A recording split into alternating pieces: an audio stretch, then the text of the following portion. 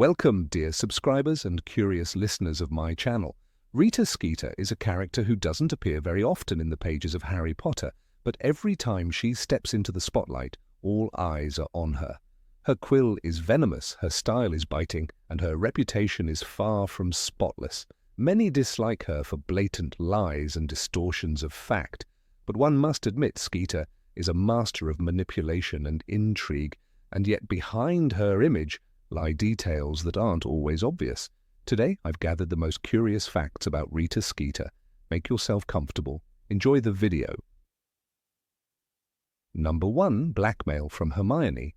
When the Ministry of Magic stubbornly denied Voldemort's return and the Daily Prophet painted Harry as a liar, Hermione had only one option left: to force Skeeter to write the truth. But how? The answer is simple. In the Goblet of Fire, she discovered that Rita was an unregistered animagus, something strictly forbidden. Hermione used this knowledge to coerce the journalist into cooperating, ordering her to publish an article in the Quibbler. For Skeeter, it was a painful but unavoidable compromise. Number 2. Banned from Hogwarts. During the Triwizard Tournament, Rita was granted permission to enter Hogwarts for interviews with the champions. However, her interest had little to do with the tournament. Skeeter dug into Harry's personal life and the lives of others. Dumbledore quickly grew tired of her methods and soon banned her from the castle.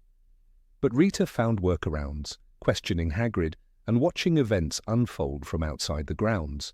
Number 3. Slanderous biographies of Harry and Snape. After the Battle of Hogwarts, Rita wasted no time. She immediately began writing a biography of Harry Potter. As Rowling later remarked, only a quarter of the book was accurate. The rest was a mixture of rumors and speculation.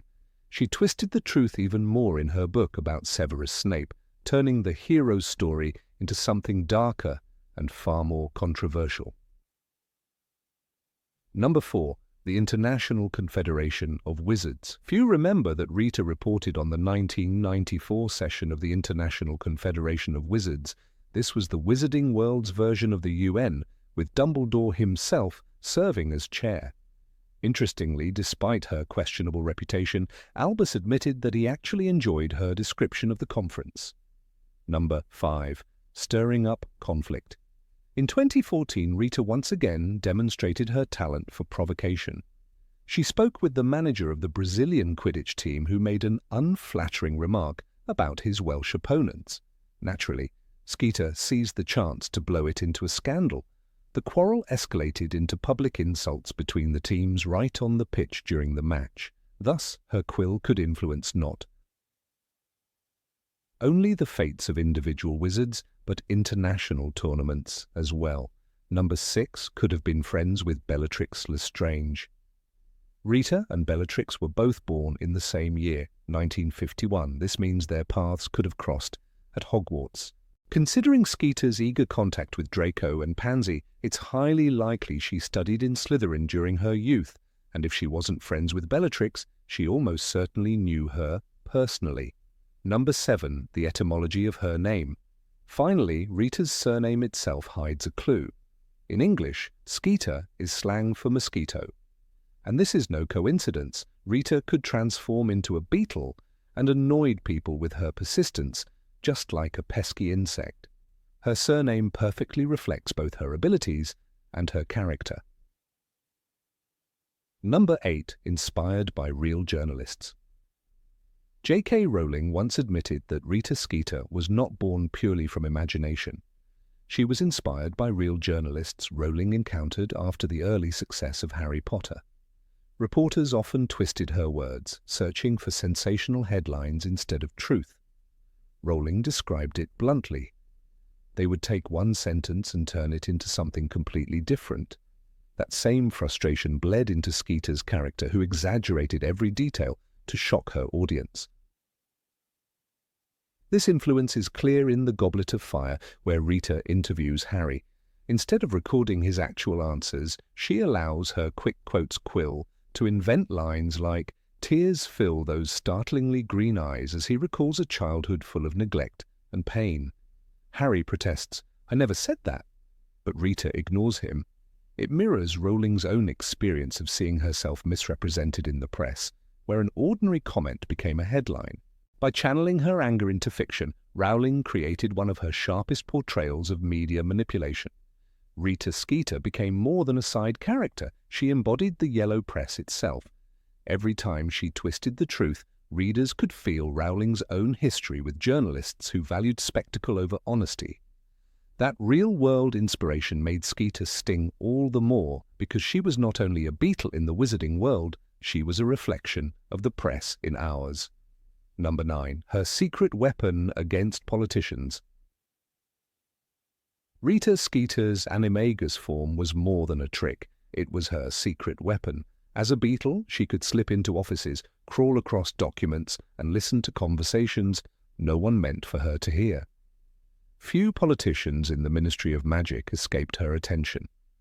In the 1990s, when rumours swirled around Ludo Bagman's debts and suspicious bets during the Tri-Wizard tournament, Skeeter's articles appeared almost too perfectly timed. She knew details only someone on the inside could have overheard.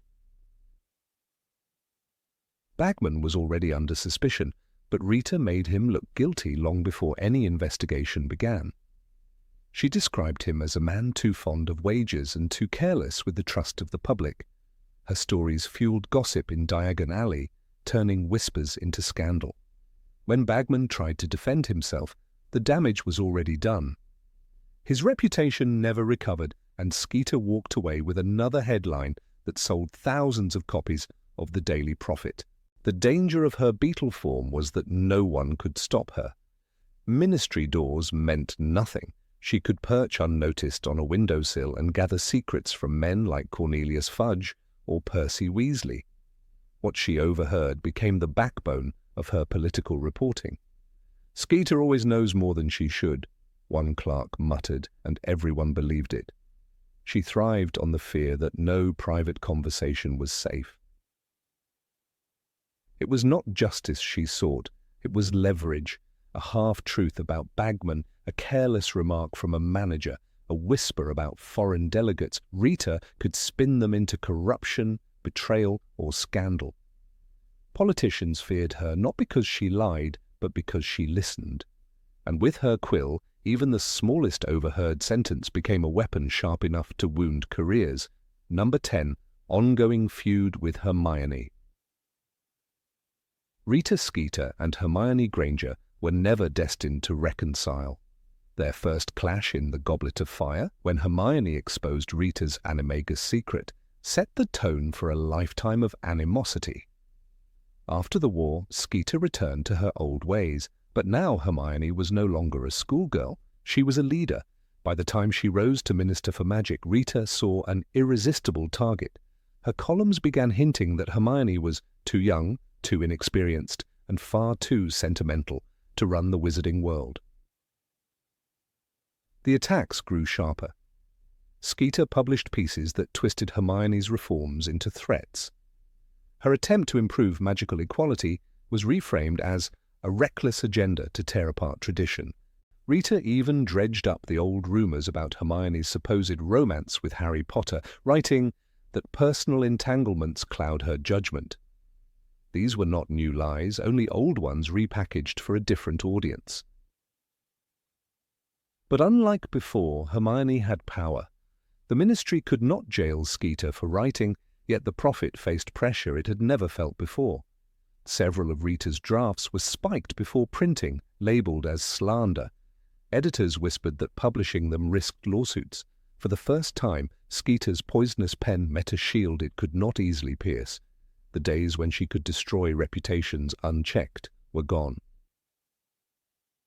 Still, Rita kept trying. She thrived on the feud. The wizarding public saw it for what it was, a continuation of a schoolyard battle, one between a journalist who never changed and a witch who had grown into authority. Hermione once told a colleague, "Rita will never stop twisting the truth. All I can do is make sure she no longer hurts those who can't fight back." And that was the difference. Hermione had moved on. Skeeter had not. Number 11. Master of Image Manipulation. Rita Skeeter's greatest skill was never writing, it was manipulation. She could take a man like Albus Dumbledore, admired as the wisest wizard of his age, and twist his image into something darker. In her book, The Life and Lies of Albus Dumbledore, she painted him as ambitious, selfish, even reckless. Readers gasped when she revealed his youthful friendship with Gellert Grindelwald. "The greater good," she wrote, quoting from their old letters, as though it proved Dumbledore had once dreamed of domination. What shocked people most was not that her claims were entirely false, but that they carried a grain of truth. Dumbledore had indeed been close to Grindelwald. His sister Ariana's tragic fate did leave scars on the family. But Skeeter exaggerated each detail until admiration turned to doubt. Aberforth Dumbledore, in the Deathly Hallows, spat bitterly about his brother's failings. Skeeter seized those words, sharpening them into a weapon. She knew exactly how to stir suspicion in even the most loyal followers. Her style was ruthless. She rarely invented facts outright. Instead, she bent them. She took Dumbledore's brilliance and reframed it as cold calculation. She turned his leadership of the Order of the Phoenix into a tale of manipulation, suggesting he sent young witches and wizards to die for his own cause. "A man who kept secrets all his life," she wrote, "surely had more to hide than he ever revealed." Her audience believed it because the shadow of truth was there, buried beneath the sensationalism. That was Rita's true magic. She never needed curses or hexes to destroy reputations. A twisted phrase, a reimagined motive, a poisoned headline, these were her spells. Dumbledore remained a hero in the hearts of many, but thanks to Skeeter, even his legacy was tangled in doubt. She reminded the wizarding world that no image was safe, not even that of its greatest protector. Number 12. Her best friend, the quick quotes quill. Rita Skeeter was never truly alone when she worked. Her constant companion was the quick quotes quill, a bright green feather that scratched away on parchment without pause. It didn't just record words, it twisted them, it embroidered them with sarcasm and exaggeration. In The Goblet of Fire, Hermione watched in disbelief as the quill wrote on its own, transforming Harry's nervous silence into melodrama. "Tears well in his eyes as he recalls his tragic youth," the quill scribbled, while Harry sat perfectly dry-eyed. Rita simply smirked. The quill was more than a tool. It was her partner in crime. Skeeter would feed it a few fragments of truth, and the quill would inflate them into stories fit for the front page of the Daily Prophet. In her interview with Harry at the Triwizard Tournament, Harry's simple mention of nightmares became a tale of sleepless torment. Skeeter didn't stop it. She encouraged it. For her, the quill was doing what she always wanted, turning facts into theatre. What made the quill so dangerous was its independence. It exaggerated even when Skeeter stayed quiet. Readers believed she wrote every word, when in reality much of the venom came directly from the enchanted feather. "Do you mind if I use a quick quotes quill?" she asked Harry, pretending it was harmless.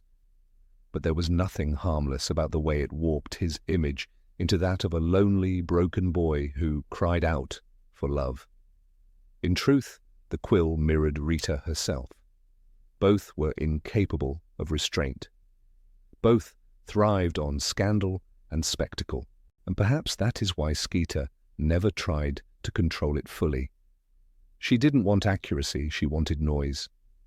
With her quill in hand, even silence could become a scandal, and that was the secret of her enduring power. Number 13, she never changes. Rita Skeeter never changed, not during the First War with Voldemort, not after his fall, not even when the wizarding world tried to rebuild after years of fear. Where others sought healing, she sought headlines. Her readers expected scandal, and Rita always delivered. The truth was never her priority. Sensation was. Even the fall of Voldemort did not soften her pen. After Harry Potter's victory, she rushed to publish The Life and Lies of Albus Dumbledore. She painted the late headmaster as a manipulator, a man haunted by secrets. "For the greater good," she wrote, twisting Dumbledore's youthful ideals into a shadow over his entire life. To grieving witches and wizards, her book felt like a betrayal. To Rita, it was a bestseller. By 2014, nothing had changed. At the Quidditch World Cup, she prowled the stands with the same sharp eye for conflict. She wrote about Harry, Ginny, and the entire Weasley family as though their private lives were her personal stage. "The famous Harry Potter," she sneered in her column, "now with thinning hair and a wife who looks tired." It was cruel, unnecessary, and yet the public devoured every word. Rita thrived on that hunger. She enjoyed fanning flames that didn't exist. When a Brazilian team manager joked about his Welsh rivals, Rita turned it into a feud that exploded in the newspapers. By the time the teams met on the pitch, the quarrel had become front-page drama. That was her power. Wars, deaths, victories, and losses passed, but Rita Skeeter remained exactly who she had always been, the witch who sold scandal better than anyone else alive. Number 14. Problems with the Ministry of Magic. When Hermione Granger discovered that Rita Skeeter was an unregistered animagus in the Goblet of Fire, everything changed. For years, Rita had been slipping into conversations in her beetle form, listening to secrets no one wanted to share. Hermione caught her at last, trapping her inside a glass jar. "You're an unregistered animagus," Hermione whispered coldly, holding the jar up to the light. "And you're coming with me." From that moment, Skeeter's carefully guarded secret was no longer hers alone. The Ministry of Magic, especially the Department of Magical Law Enforcement, would have had reason to come after her. Being an unregistered animagus was a serious crime, one punishable by fines or even prison. Hermione knew this, and she used it as leverage. Rita could not afford a public scandal, not when her entire career depended on her credibility. She managed to give the appearance of cooperating with investigators, but behind the scenes she remained as slippery as ever. Rita's trick was simple. She played the victim. She told anyone who asked that she was misunderstood, that Hermione had exaggerated, that she had already cleared things up with the authorities. Cornelius Fudge himself once dismissed questions about Skeeter, waving them away as childish exaggerations. It was easier for the ministry to ignore the problem than to admit a well-known journalist had been breaking the law under their noses. And yet, Skeeter never stopped. Even after being exposed, she continued using her beetle form to gather secrets. In the Order of the Phoenix, she reappeared with the same biting tone and shameless reporting, as though nothing had happened. She had survived the scandal untouched, proving once again her greatest talent, not journalism, but survival. For Rita Skeeter, the truth was always flexible, especially when her own freedom depended on it. Number 15. Rita and the Muggles. Of all the figures who filled the pages of the wizarding press, Rita Skeeter stands as one of the most divisive. She was sharp with her quill, relentless in her pursuit of scandal, and yet surprisingly selective about the topics she covered. Her work for the Daily Prophet left scars on many reputations: Hermione Granger, Hagrid, even Albus Dumbledore himself. Yet one striking silence in her career is the absence of articles concerning Muggles. For a writer who thrived on controversy, the endless stories of Muggle society, celebrity scandals, political corruption, or unexplained phenomena that could be tied back to wizarding interference should have been irresistible. And yet she never published a word. This omission raises an intriguing question. Why would Rita, who claimed she just wanted to bring the truth to the people, completely avoid one of the richest fields for her sensationalism? The official answer seems simple. The Daily Prophet did not print such material. Its readership was almost entirely wizarding, and there was little appetite for the affairs of non-magical people. Wizards often treated Muggles with indifference or outright disdain, and editors believed that stories about them would not sell. But Rita was not merely a reporter who obeyed boundaries. She was infamous for bending rules, smuggling in her animagus beetle form to overhear conversations, and twisting interviews into grotesque caricatures. If she had wanted to smuggle Muggle gossip into the Prophet, she could have attempted it. Instead, she remained quiet, which suggests that her silence had deeper roots. Whispers within the Ministry claim that Skeeter did not in fact ignore Muggles entirely. Among her private notes, confiscated more than once when she crossed too close to libel, were said to be half-written drafts connecting Muggle public figures to wizarding scandals. These drafts, never published, allegedly speculated on the hidden magical heritage of famous politicians and entertainers. One name rumoured to appear in her papers was Winston Churchill, Britain's wartime Prime Minister. According to unverifiable fragments, Rita was fascinated by the man's resilience and his ability to inspire people with words, and she scribbled notes suggesting some wizard ancestor must have been whispering in his ear. While ludicrous to most, Skeeter clearly understood that such suggestions could inflame her audience if the Prophet ever allowed her to print them. The very idea of Churchill being linked to wizardry has a strange pull.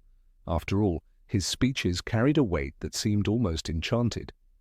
In her supposed notes, Rita described him as a squib who learned to use words the way others use wands. These words, though never verified, echo her unmistakable style. Sharp, accusatory, dismissive, and yet compelling enough to make one pause. The irony is that she was perhaps too clever for her own good. Ministry officials who monitored the Prophet feared that such writings could attract dangerous attention from both wizard and Muggle authorities, suggesting that a man like Churchill had magical blood risked exposure of the Statute of Secrecy, the very cornerstone of wizarding society. What makes this rumour particularly intriguing is how it aligns with Rita's career-long obsession with authority. In Harry Potter and the Goblet of Fire, when she cornered Harry for her first explosive interview, she declared that she wanted to let the people know the truth, while twisting every fact for dramatic effect. She targeted figures who represented power: Harry, Dumbledore, the Ministry itself. Muggles like Churchill would have been irresistible under that same lens. The fact that she never managed to publish such work speaks to how carefully her employers drew the line. Her quill was powerful, but even Rita Skeeter could not pierce the wall of secrecy that protected the wizarding world from Muggle eyes. Other scraps of rumour suggest that she went further than politicians. Some claimed she had notes linking a Muggle actor of the 1950s, Laurence Olivier, to a supposed love affair with a witch from the Department of Magical Games and Sports. In Rita's alleged draft, she scrawled comments that his power on stage was nothing but a charm gone awry. Whether she truly believed this or merely wanted to exploit wizarding suspicion of Muggle genius, the drafts reveal her hunger for crossover scandals. To imagine the storm that would have erupted had Skeeter printed such a piece is to see the Prophet plunged into both ridicule and outrage. It is perhaps fortunate that these papers never saw daylight, though their existence explains why the Tishtig Ministry was so concerned with monitoring her files. The question of why Skeeter was drawn to Muggle celebrities, even in private, opens a window into her psychology. For all her bravado, she was deeply insecure, constantly searching for the next scoop that would make her indispensable. The wizarding world, though dramatic, was small. Powerful figures like Dumbledore or Fudge could only be torn down so many times before Skeeter risked exhausting her audience. Muggles, however, represented an untapped field of endless names and stories. To spin tales of secret wizarding connections to Muggle fame could have offered her career an entirely new dimension, if only the Prophet had been willing to print them. Skeeter's absence in this realm also underlines the rigid boundary between the two worlds. Wizards preferred to imagine themselves apart, superior, untouched by Muggle society. The Prophet's refusal to run such pieces suggests not only editorial caution, but also cultural disdain. Even when Arthur Weasley's misuse of Muggle artifacts office investigated strange events, those stories were treated as minor, laughable curiosities rather than serious news. For Rita Skeeter to cross that line would have meant challenging a fundamental bias of her society. She thrived on scandal, but not on challenging the prejudices of her readership. Instead, she exploited them. Number 16, questionable sources.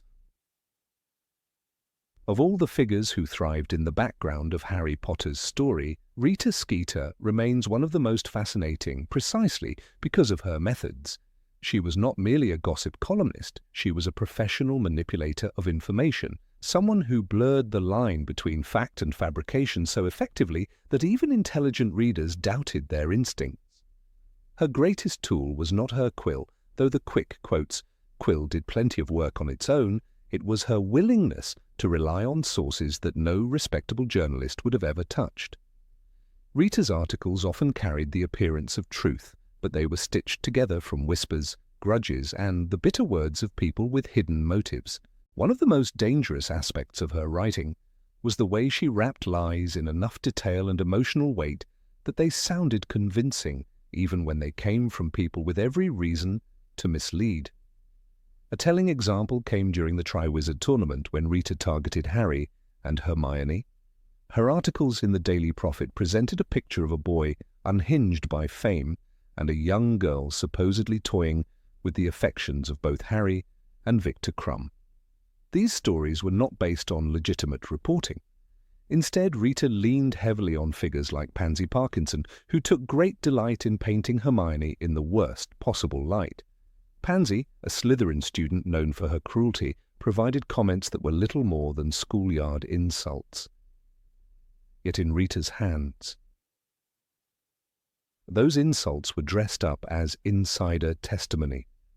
What should have been dismissed as childish spite was transformed into the backbone of an article that tarnished Hermione's reputation across the wizarding world.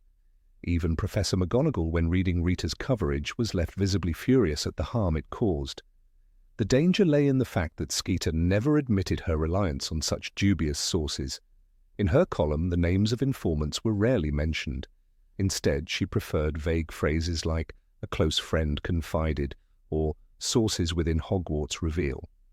This vagueness was a shield, allowing her to amplify voices like Pansy's without readers knowing that the source was a biased schoolgirl with a personal grudge. The artistry of Skeeter's method was in how she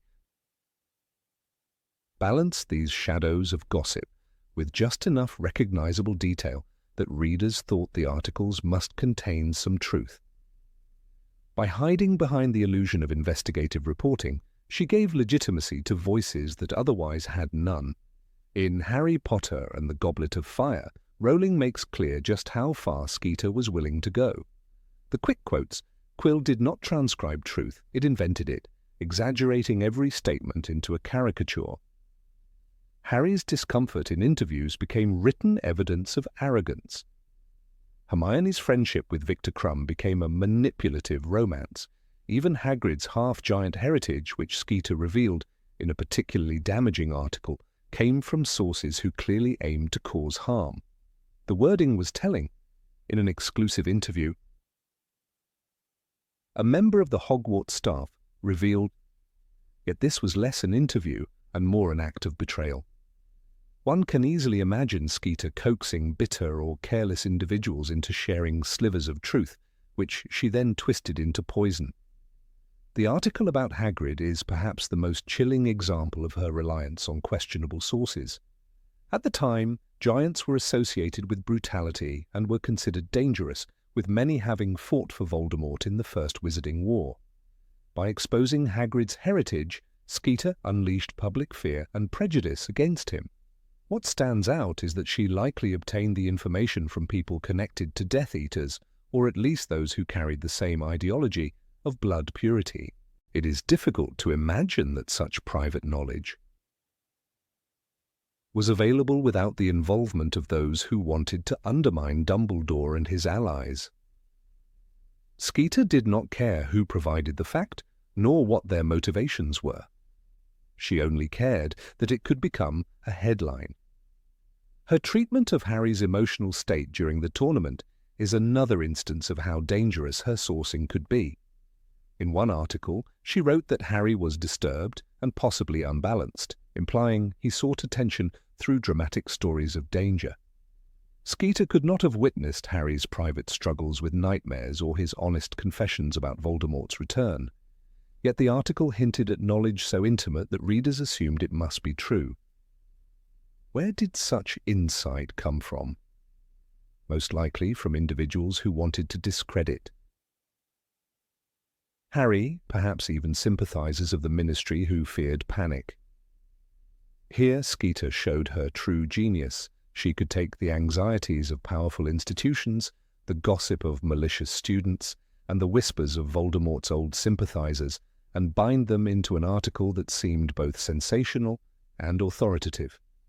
A passage from the book captures her style perfectly.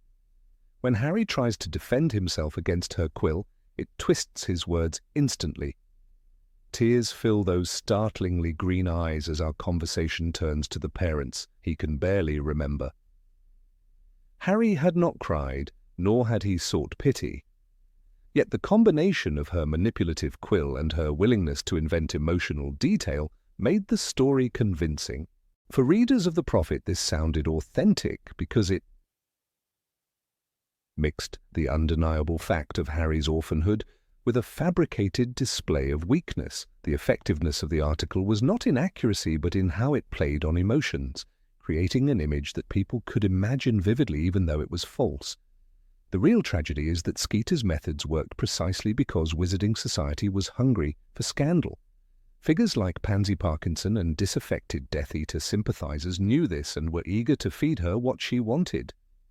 In this way, Skeeter became both manipulator and tool, manipulating her readers while also serving as a megaphone for those who wanted to undermine Harry, Dumbledore, or anyone connected to them.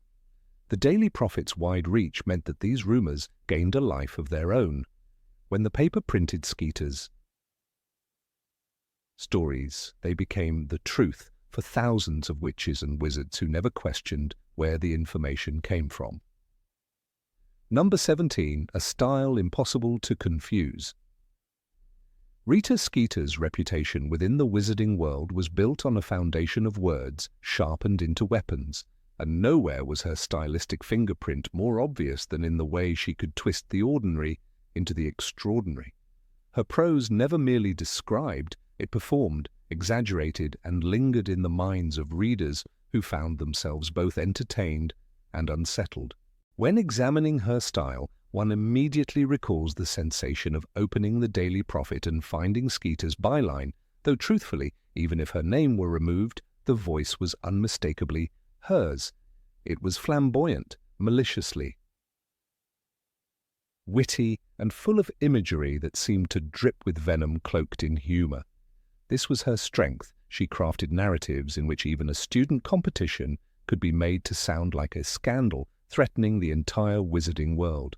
The Triwizard Tournament provides one of the clearest examples of Skeeter's voice. In Harry Potter and the Goblet of Fire, her coverage of the champions quickly spiraled into character assassination. Her article on Harry was introduced with the dramatic headline, "Harry Potter, Disturbed and Dangerous." She could have presented him as an underdog unexpectedly chosen by the goblet, but Skeeter reshaped the story into one of mental instability and manipulation. The language was dripping with suggestion rather than fact. Harry Potter's disturbing behavior has been a cause of concern for many, she wrote, as if a whisper in the corridors of Hogwarts were enough to confirm madness. This reliance on implication rather than evidence was central to her style. It created an atmosphere where rumor became truth simply because it had been dressed in the finery of Skeeter's words. What stands out is her mastery of metaphor. She never limited herself to plain description when a flamboyant turn of phrase could be inserted. Consider how she portrayed Hermione Granger. Instead of simply acknowledging that Hermione was close to Harry, Skeeter fabricated an elaborate triangle of scandal. Harry Potter's secret heartache, a tale of the tragic young wizard, and the plain but ambitious girl who has ensnared his affections. The phrases ensnared his Affections and tragic young wizard deliberately exaggerate reality into melodrama. Here we see Skeeter's ability to inflate a teenage friendship into a romantic saga worthy of opera. The truth, that Hermione was helping Harry survive the perils of the tournament, was far less enticing than the idea of a scheming girl manipulating the boy who lived. Skeeter's craft was not in reporting events, but in reframing them through linguistic theatre. Her writing style also carried a venomous humour. She relished in sly insults veiled as compliments, making her subjects appear simultaneously ridiculous and dangerous. For example, when describing Albus Dumbledore, she labelled him a noted maverick and suggested he was a liability to Hogwarts. The implication was subtle but deadly. By calling him a maverick, she fed into the perception of recklessness, ignoring his wisdom and leadership. She coupled such adjectives with questions rather than statements, forcing readers to draw their own conclusions. This rhetorical trick, posing scandalous questions instead of presenting outright claims, allowed her to smear reputations while avoiding accountability. A reader could never miss the insinuation, yet Skeeter could later defend her words as just asking. Another tool she wielded was her dramatic sense of scale. Where others saw mundane occurrences, Skeeter saw, or pretended to see, earthquakes. A quarrel between students could be rewritten as a feud tearing Hogwarts apart. A new spell gone wrong might be described as a threat to wizarding safety nationwide. The technique magnified every detail until it appeared catastrophic. This explains why her articles were so addictive. She tapped into the human craving for drama, even if reality offered none. Her stories functioned less as accounts of events and more as performances designed to grip the imagination. In doing so, she blurred the line between journalism and fiction, though her audience rarely paused long enough to reflect on that distinction. The story she spun around Hagrid during the Triwizard Year illustrates this tendency perfectly. Upon learning of his half-giant heritage, Skeeter transformed a private truth into public scandal. "Half-giant Hagrid's monstrous secret," her headline screamed. The word monstrous carried with it centuries of prejudice, instantly casting Hagrid as a threat despite his record of kindness and loyalty. She embellished her descriptions of his size and behavior until he seemed almost bestial, implying danger where there was none. This piece not only wounded Hagrid deeply but also demonstrated Skeeter's power. With a single article, she reshaped how the wizarding community perceived a beloved figure. The facts were minimal, but the style magnified them into a weapon. Rita Skeeter's stylistic power also rested on her command of rhythm and pace within her prose. She employed long, winding sentences when indulging in metaphor, only to break them with short, biting conclusions that left readers gasping. A passage might stretch luxuriously, describing the gleam of a trophy or the flutter of robes before snapping into a damning line like, "Is this the behavior of a hero?" The abrupt shift acted as a hook, ensuring that the accusation landed with force.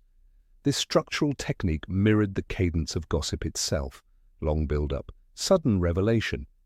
Readers could not help but be carried along by the flow, complicit in the scandal she created.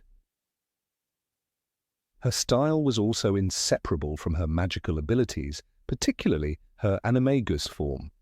By transforming into a beetle, she infiltrated conversations undetected, gathering scraps of information that she later inflated into stories.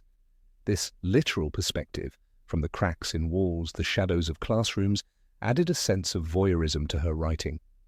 Her prose carried the voice of someone who had witnessed hidden truths, whether or not those truths were distorted in retelling. Readers believed her not because she was trustworthy, but because her articles felt invasive, as though she had been present where no one else could have gone. The animagus ability was not only a plot device, it was woven into the very texture of her style. Number 18. The secret of her popularity. Of all the secondary figures in the Harry Potter universe, few have stirred such conflicted emotions as Rita Skeeter. She was not a witch who inspired admiration like Minerva McGonagall, nor did she instill dread like Bellatrix Lestrange. Yet Rita carved a place for herself in the cultural landscape of the wizarding world with a power unmatched by many of its so-called heroes. Despite the open disdain shown toward her by Harry, Hermione, and nearly every decent figure we meet, Rita maintained something rare, an audience who consumed her words with the hunger of addicts. Readers lined up for her scandalous articles in the Daily Prophet, and her books became bestsellers. While others offered facts, she offered spectacle, and that spectacle was irresistible. The peculiar appeal of Rita Skeeter rested in her ability to turn the mundane into the explosive. When the Quidditch World Cup was overshadowed by the appearance of the Dark Mark, most journalists dutifully recorded the facts, but Rita sharpened her quill and exaggerated every tremor of panic into a tale of impending collapse. Audiences who feared reading dry ministry statements preferred her dazzling words, even if they carried venom. It is telling that when she described Ludo Bagman or Barty Crouch, her readers felt they were seeing into the soul of corruption itself. She was not trusted, but she was devoured. In Goblet of Fire, Rowling gives us the clearest glimpse of this phenomenon when Hermione exclaims, "She makes things up!" Yet the crowds still leaned in closer to hear those fabrications. Rita's great secret was understanding that truth alone rarely satisfies. The wizarding world, much like the Muggle one, craved drama more than accuracy. Her sensational approach meant that her columns about Harry's supposed tragic love life drew more attention than any official announcement from Albus Dumbledore. When she published the infamous article describing Harry as a disturbed and dangerous boy who cries out in his sleep, her readers did not necessarily believe every word, but they shared it, repeated it, and argued about it. That cycle of outrage and fascination gave her power, a power that traditional historians could never rival. A revealing detail lies in her book, The Life and Lies of Albus Dumbledore. Even though Harry despised it and questioned its honesty, he could not ignore it. The book found its way into hands across the wizarding world, not because of its accuracy, but because it dared to expose the flaws of a man previously treated like a saint. Skeeter's words pierced the myth, suggesting darker truths about Dumbledore's family, his relationship with Gellert Grindelwald, and the tragic fate of his sister Ariana. "They say truth is stranger than fiction," she wrote, "but in this case, fiction is more convenient." That line captures her philosophy perfectly. Readers were willing to entertain the possibility that she was embellishing, yet they felt compelled to consider her perspective. She tapped into the thrill of forbidden knowledge. Part of the fascination came from the sheer boldness of her writing. Rita did not fear reputations. She attacked Harry, she attacked Hermione, she even attacked giants like Dumbledore. In a world where many quailed before authority, Skeeter clawed at it. Her sentences dripped with mockery, her descriptions lingered on scandalous details. Even when she was wrong, her readers admired the audacity. The same reason people gasped when she called Hermione a Scarlet Woman in Goblet of Fire is the reason people kept reading. No one else would dare to phrase it so boldly. She gave the wizarding public the feeling of being insiders to a secret drama, allowed them to peer into the shadows behind the shining heroes. Another example lies in her treatment of Viktor Krum during the Triwizard Tournament. Rather than writing about his skill or determination, Rita painted him as a brooding figure entangled romantically with Hermione, stirring jealousy and suspicion. The irony was that readers who laughed at her exaggerations still flipped through the Prophet the next morning to see who would be her next target. Even the ministry could not silence her. Cornelius Fudge may have scoffed at her tone, but he never blocked her articles, knowing they drew attention to his policies. The truth was irrelevant. Popularity mattered. It is also worth remembering the atmosphere in which she thrived. Fear of Voldemort was spreading, yet denial cloaked the ministry. Ordinary people needed voices that acknowledged their anxieties, even in twisted ways. Rita's sharp sentences embodied that need. When the prophet ignored Voldemort's return, Rita's readers turned to her for explanations, even if those explanations leaned more toward theatre than evidence. She became the unofficial historian of unease, giving words to emotions people scarcely dared admit. One might say she played the same role as the Cassandra figures of ancient myth, derided as untrustworthy but impossible to ignore. Her animagus ability added another layer of fascination. The revelation that she was an unregistered beetle who spied on private conversations shocked even her detractors. Yet in retrospect, it explained her uncanny access to secrets. Though Hermione forced her into silence for a time, the very knowledge that Rita risked breaking the law to acquire her scoops heightened her legend. Who else would shrink themselves into the corners of teacups just to overhear a forbidden whisper? While most saw it as vile, some secretly admired her audacity because it reflected the hunger of her readers. If they demanded secrets, she would obtain them by any means. Skeeter's power lay not only in what she wrote, but in how she made her audience feel. Her readers felt complicit, almost guilty, as they turned the pages. They might condemn her in conversation, yet they thrilled at the chance to glimpse the supposed scandal behind Harry's tears or the private sorrows of Dumbledore's family. Rowling demonstrates this contradiction when Harry himself, despite despising her, pores over the life and lies of Albus Dumbledore searching for answers.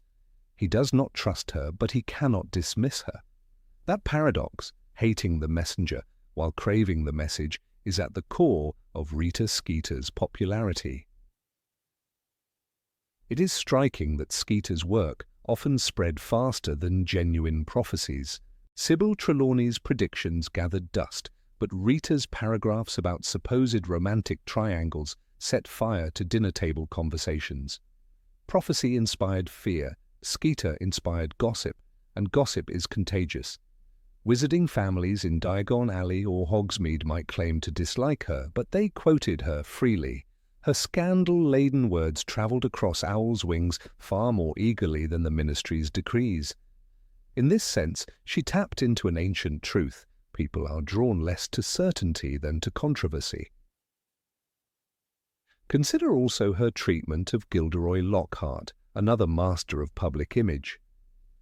Lockhart built his fame on exaggerated tales of bravery, but his downfall came when truth exposed him. Rita, however, thrived even when her exaggerations were exposed.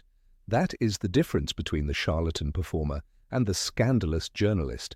Lockhart needed belief. Rita only needed attention. Her audience did not demand faith, they demanded entertainment, and she provided it with every line. In a way, she understood the wizarding masses better than anyone else. The resentment of Harry, Hermione, and others only added to her mystique.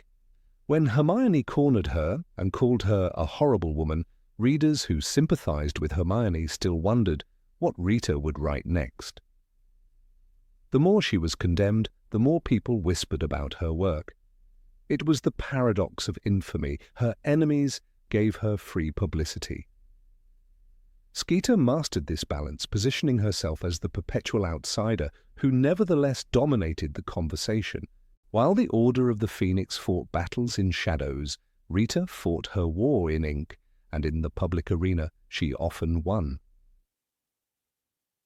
Her style of writing reveals another secret of her popularity: rhythm and spectacle. She did not simply describe Harry's face, she wrote of haunted eyes that spoke of untold horrors. She did not merely note Dumbledore's sister's tragic fate, she dramatized it into a Gothic tale. Such prose gave her work a literary flavor that contrasted with the prophet's dry reports. She turned news into story, and in doing so she blurred the line between journalism and fiction. That is why her words lingered in memory, even when discredited. Ultimately, Rita Skeeter became a mirror to the wizarding world's deepest desires. Readers wanted to believe in heroes, but they also wanted to glimpse cracks in the heroic mask. They wanted to scorn her lies, but they also wanted to taste them. Her success reveals not her virtue, but the appetite of her audience. She thrived because people did not crave the clean truth. They craved the dirty, complicated, exaggerated narrative of human weakness. Even as Hermione threatened her, Harry despised her, and Dumbledore's allies dismissed her, Skeeter remained a force because she fed that appetite without shame. And in that relentless commitment to scandal, she discovered the most dangerous truth of all. People may hate the liar, but they rarely stop listening. Number 19. Scandal around Viktor Krum. Rita Skeeter always knew how to spot an opportunity. During the Triwizard Tournament, her eyes were never on the tasks themselves, nor on the extraordinary courage shown by the champions. Instead, she circled like a vulture, waiting for the moment when personal drama might overshadow genuine achievement. Viktor Krum, the world-renowned Bulgarian seeker, and one of the most admired Quidditch players alive, should have been celebrated for his skill and determination. Yet Rita's quill decided otherwise. In the pages of the Daily Prophet, she painted him as arrogant, brooding, and wholly self-absorbed, a man obsessed with his own reflection. Readers, hungry for gossip, consumed her words as though they were truth carved in stone, never questioning. How much had been twisted in the process? It was no secret that Krum was not a man of many words. He was reserved, serious, and often seemed uncomfortable in large social gatherings. His English, halting and broken, made him appear even more distant to those who met him at Hogwarts. To Rita, these qualities were perfect for distortion. Instead of presenting his quiet nature as evidence of humility, she suggested it was coldness. Instead of portraying his struggle with a foreign language as a mark of determination, she framed it as disdain for others. Her article described him as glowering over the other students with the pride of someone who knows he is superior, a sentence that lingered in the memory of those who read it. In truth, Viktor never displayed superiority. He simply carried himself with the seriousness of a young man burdened by fame he did not entirely desire. The scandal took a sharper edge when Rita dragged Hermione Granger into her narrative. In her sensational account, she implied that the reserved champion had already found a romantic distraction, a clever schoolgirl who, in Rita's words, had clawed her way into the affections of the famous Quidditch star. The phrasing was no accident. Rita wanted her audience to picture Hermione as manipulative, scheming, and calculating, and Viktor as too smitten to see through her supposed ploys. In one outrageous line, she described Hermione as a plain little thing suddenly basking in the glow of celebrity attention. This cruel insinuation caused whispers in Hogwarts corridors, leaving Hermione bewildered at how quickly a friendship was turned into scandal. What Rita ignored, and what readers of The Prophet never learned, was Viktor's real character. He was not the caricature she had drawn, but a young man with a surprising depth of decency. During the tournament, when others whispered of danger and glory, Krum kept his focus on the tasks at hand. He trained, studied, and prepared with quiet intensity. He was respectful of his competitors, offering no insults and making no public boasts. When he danced with Hermione at the Yule Ball, his shyness was evident. He had chosen her not because she was a pawn in a game of status, but because he admired her intellect and spirit. Hermione, he struggled to pronounce her name, but his effort showed sincerity, not mockery. Rita, however, never allowed these nuances to reach print.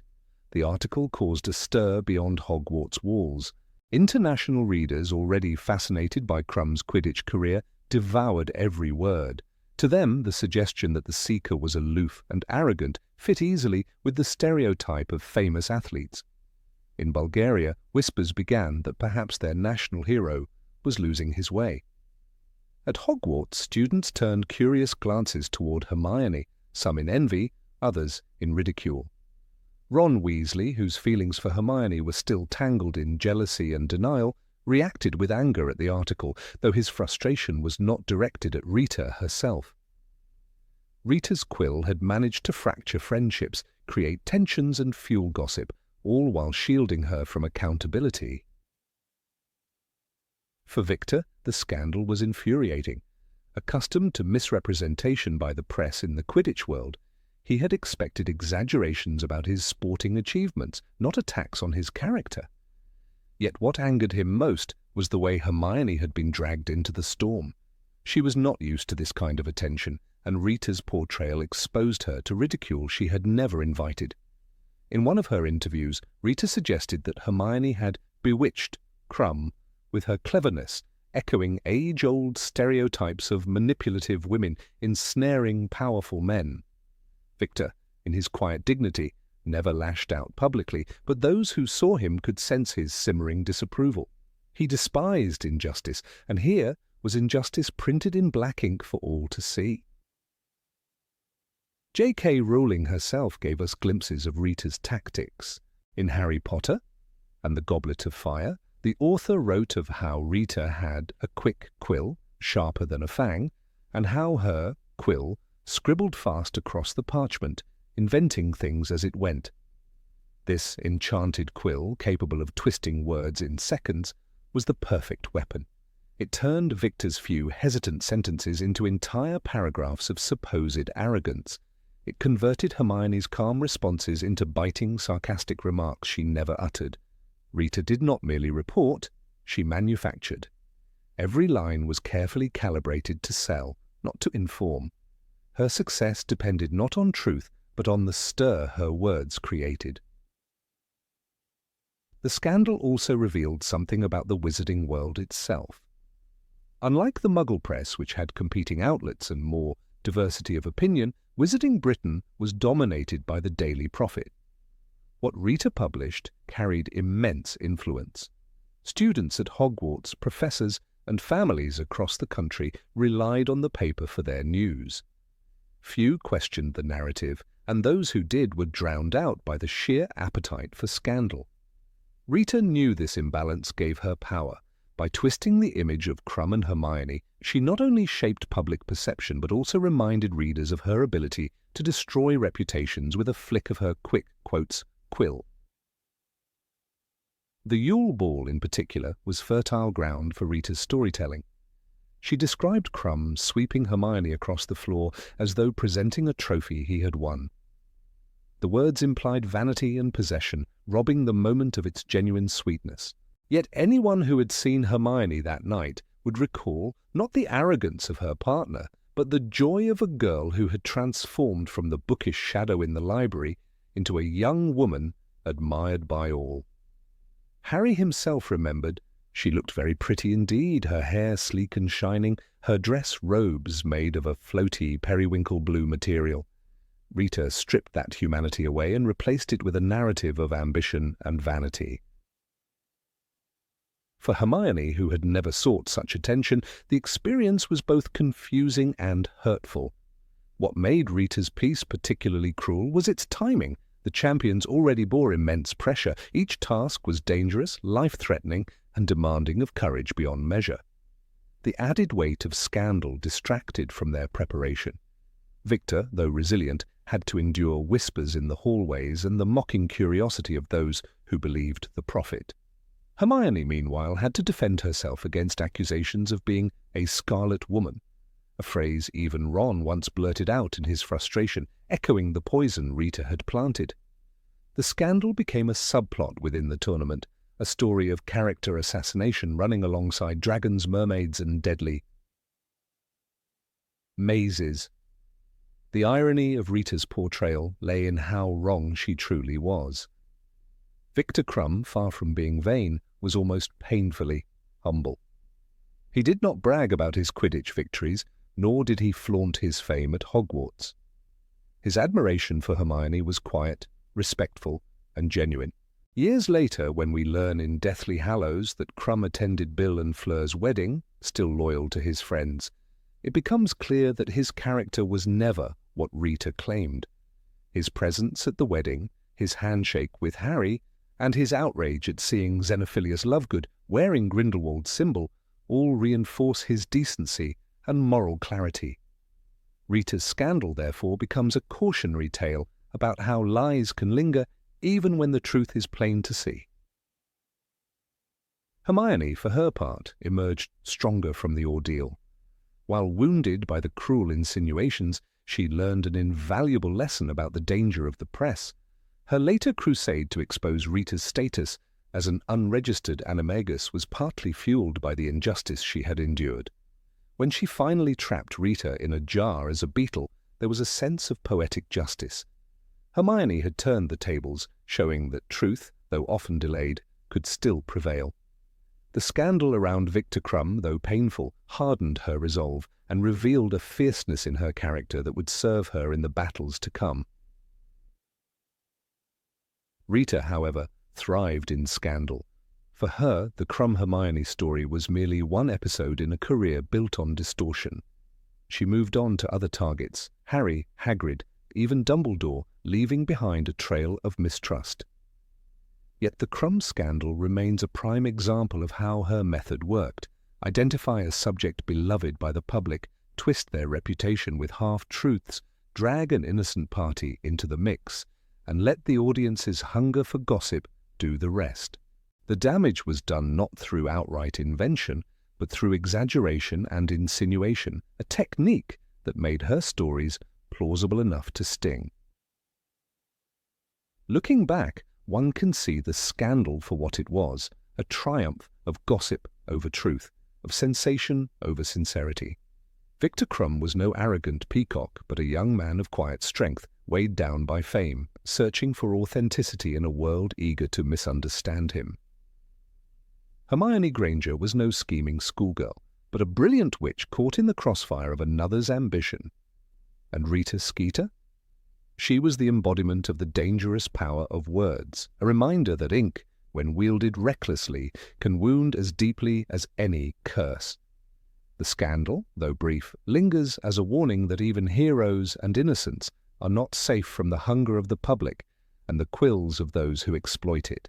Number 20, hatred toward Hagrid.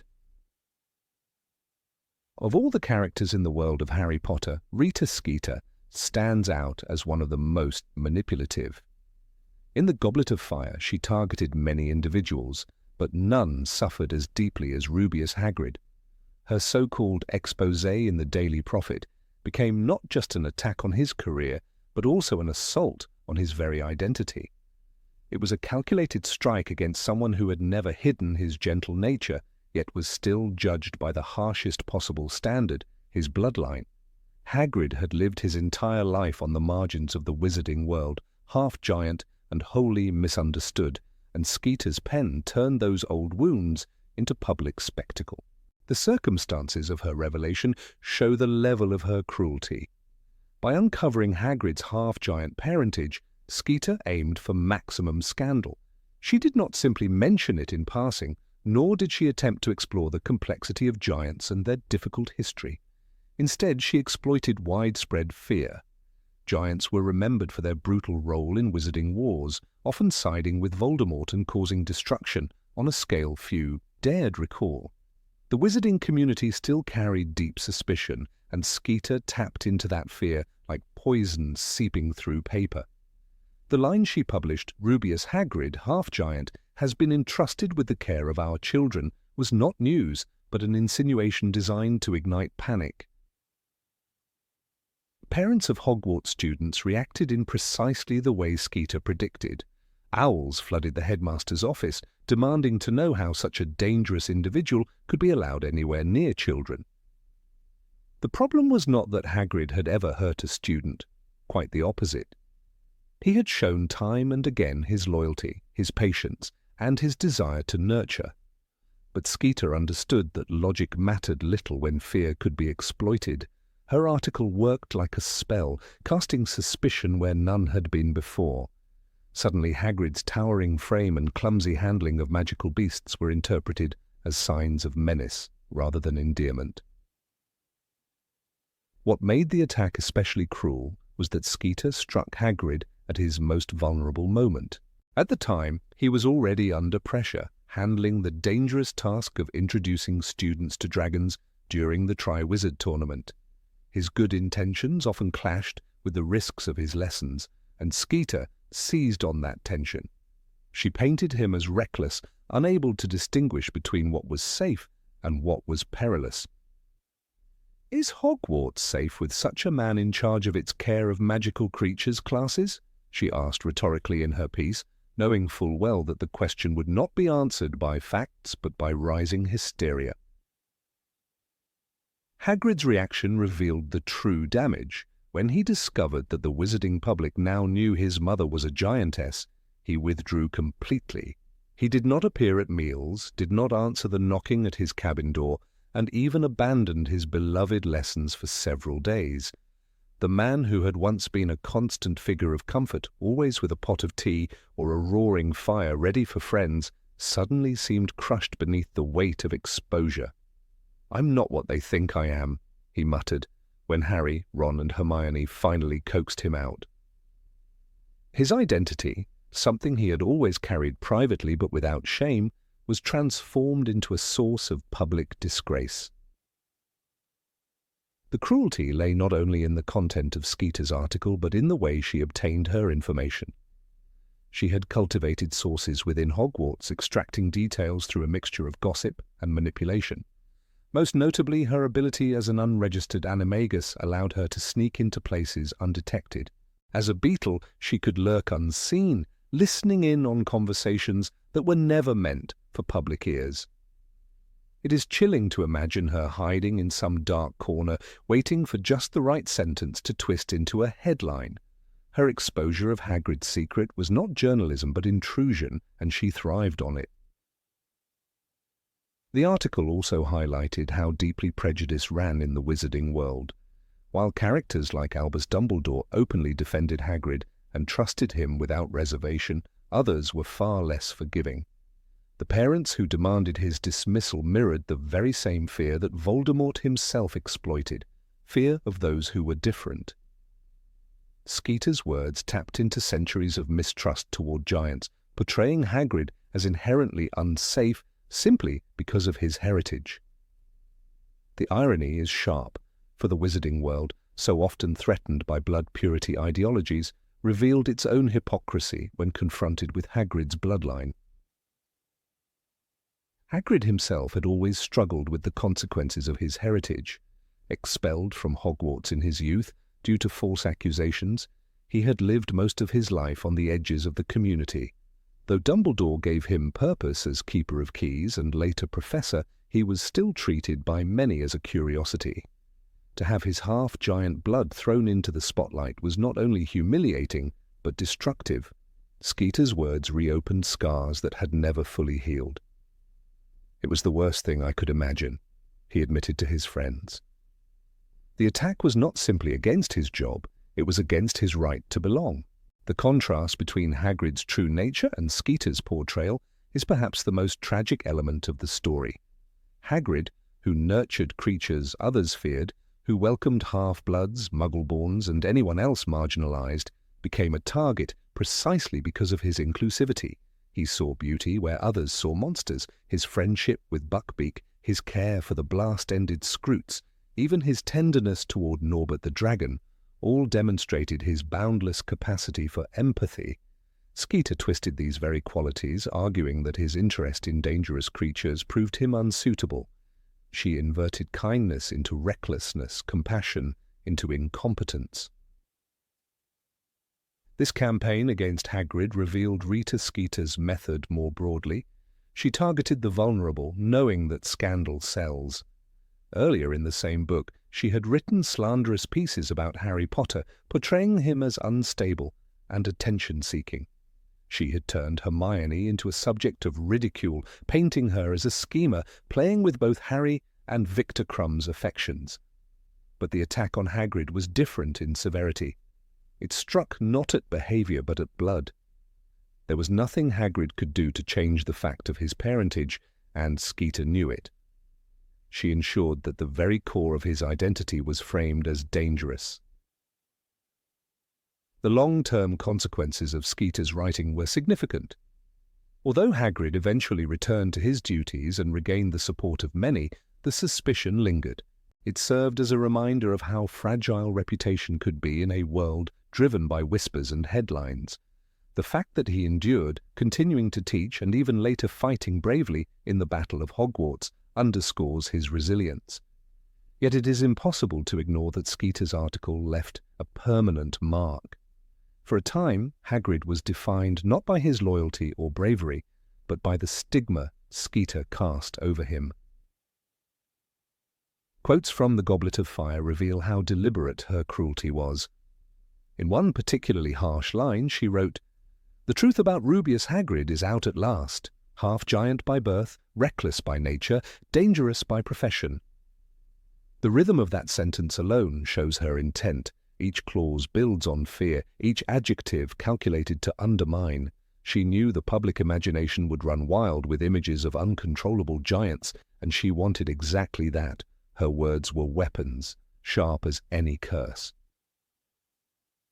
What makes Skeeter's attack on Hagrid especially chilling is how ordinary it seemed to many readers within the wizarding world. The Daily Prophet was a respected paper, and Skeeter a prominent journalist. Parents who had never met Hagrid accepted her version of him without question. This is perhaps the most dangerous aspect of her work, the normalization of prejudice. When fear is dressed up as reporting, it gains legitimacy. Skeeter's article did not just damage Hagrid, it validated the biases of countless others. Looking back, the story of Rita Skeeter and her exposure of Hagrid's secret serves as a cautionary tale about the power of words. A man defined by his kindness was nearly destroyed by a single newspaper column. The students who loved him saw through the lies, but the adults who should have known better succumbed to fear. It is telling that Hagrid's redemption came not through counter-arguments, but through the loyalty of friends who refused to abandon him. Harry, Hermione, and Ron continued to visit his hut, proving that truth lives in human bonds rather than headlines. The hatred Skeeter unleashed on Hagrid was not born from personal enmity, but from her ruthless pursuit of a story. Yet the consequences were deeply personal for the man she targeted. It is easy to forget when turning the pages of the Triwizard Tournament just how close Hagrid came to resigning, to disappearing altogether. The attack nearly erased one of Hogwarts' most loyal defenders. In the end, it stands as one of the clearest examples in the series of how a quill, when wielded without conscience, can wound as surely as any wand. Number 21. Subtle favoritism toward Lucius Malfoy. Of all the minor characters who orbit the central story of Harry Potter, few embody ambition and opportunism as vividly as Rita Skeeter. Her name evokes the click of her enchanted quill, the sharp sting of sensational headlines, and the sly way she seemed to insert herself into the drama of the wizarding world. She wrote with venom, but her poison was selective. There is a pattern hidden in her reporting that attentive readers cannot miss. While she skewered Albus Dumbledore, defamed Rubius Hagrid, and harassed Hermione Granger, she consistently treated one man with a suspicious softness, Lucius Malfoy. The wealthy patriarch of one of the oldest pure-blood families with ties to the ministry and whispers of darker loyalties should have been prime meat for Rita's brand of journalism. Yet he slipped through her columns like a man protected by an invisible charm. Rita's writing style in the Daily Prophet thrived on exaggeration. When Harry Potter told the truth about Voldemort's return, she labelled him disturbed and attention-seeking. When Hermione attended the Yule Ball with Viktor Krum, Rita twisted the event into a tawdry scandal, and yet when the Malfoys appeared in the public eye, her tone shifted. Instead of scandal, her sentences turned respectful, almost reverential, as if she dared not cross a certain line. Readers recall how she described Lucius at the Quidditch World Cup, noting the elegance of his bearing and the unmistakable dignity of a man born to lead. This was not the language Rita usually used. She was no flatterer, except when flattery benefited her. Lucius Malfoy was a man who cultivated influence as carefully as he tended his peacocks. His donations to St. Mungo's Hospital, his patronage of ministry causes, and his visible presence in high society gave him the air of a philanthropist. But those who looked deeper knew he was more dangerous than benevolent. The Ministry of Magic itself investigated his ties to Lord Voldemort after the First Wizarding War, and yet Lucius slipped away with the claim that he had acted under the Imperious curse. The hypocrisy was clear. Others, tainted by the dark mark, faced stigma and mistrust, but Lucius restored his reputation. Rita, with her sharp instincts for scandal, could have shredded that narrative. She did not. Instead, her silence on the matter spoke louder than her most biting paragraphs. One might argue that Rita was simply pragmatic. Her career depended on access to sources, and Lucius was a source of wealth, whispers, and secret doors into the corridors of power. To antagonize him could mean the loss of invitations to gatherings where gossip flowed freely. He had friends in the ministry, from Cornelius Fudge to Dolores Umbridge, and Rita thrived on the crumbs they left behind. By treating Lucius with gentle hands, she secured her foothold in the networks that shaped the wizarding press. For a woman who once proudly confessed, "I don't care for accuracy, I care for sales," the calculation was simple. Malfoy was not an enemy to attack, but a pillar to lean against. The example of the Triwizard Tournament illustrates this double standard. When Harry was selected as a champion, Rita wasted no time in painting him as an unstable boy driven by fame. Her article dripped with insinuations, suggesting that Harry's scar was not a badge of survival, but a source of psychological instability. Yet at the same event, Lucius Malfoy attended with his family, and there was no mention in her coverage of his prior ties to Voldemort. The omission was striking. Readers were invited to laugh at Harry's supposed arrogance, but never to question why Lucius, once accused of serving the darkest wizard of their age, stood proudly in the stadium without shame. It is revealing to compare how Rita described two figures from the same social stratum. Consider Igor Karkaroff, the headmaster of Durmstrang, and a man with his own history of serving the Dark Lord. When his past as a Death Eater became part of the public conversation, Rita's reporting leaned into the scandal, calling him a man with a past as slippery as ice. Her pen never hesitated to imply guilt and corruption. Lucius Malfoy, who shared a similar history, received none of that treatment. In her hands, he remained untouchable. The bias is undeniable. If Skeeter had truly been the crusader for truth she pretended to be, both men should have faced equal scrutiny. Instead, she chose to humiliate one and protect the other. Quotes from the books remind us of the tension between appearances and reality. In Harry Potter and the Chamber of Secrets, Dumbledore himself warned the governors of Hogwarts that Lucius's influence was dangerous. "You will find," he said, "that I will only truly have left this school when none here are loyal to me." Lucius had engineered Dumbledore's temporary removal, flaunting his power. Yet no sensational Rita Skeeter article followed. No headline exposed his manipulation. Instead, Lucius moved through the public eye unscathed, while less powerful figures bore the brunt of Rita's smear campaigns. It is not unreasonable to suspect that her silence was purchased by more than respect, perhaps by the weight of a Malfoy purse. The dynamic between Skeeter and Malfoy also reveals something about the wizarding press as a whole. The Daily Prophet was not an independent watchdog, but a tool of the powerful. Rita was both a predator and a pawn, willing to sharpen her quill against schoolchildren if it meant sales, but cautious when her prey had the means to strike back. Lucius, with his political clout and reputation for retribution, fit into the category of people Rita dared not cross. Instead, she courted him. Her writing became part of the shield that allowed Malfoy to maintain his facade of respectability even as whispers of his true loyalties grew louder. It is worth remembering that Skeeter herself was exposed by Hermione Granger during the events of Goblet of Fire. Hermione discovered that Rita was an unregistered animagus, transforming into a beetle to eavesdrop on private conversations. This revelation unmasked her as a fraud, a journalist who built stories on deceit rather than fact. If she could abuse her magic to pry into Harry's life, Why did she never use the same trick against Lucius Malfoy?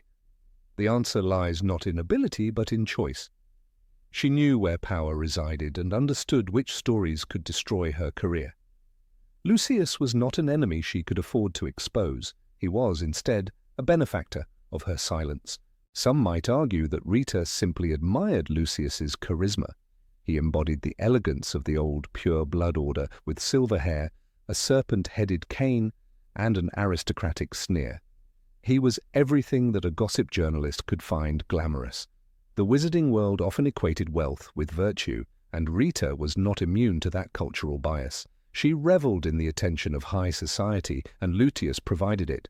To write against him would have meant exile from the very circles that fueled her career.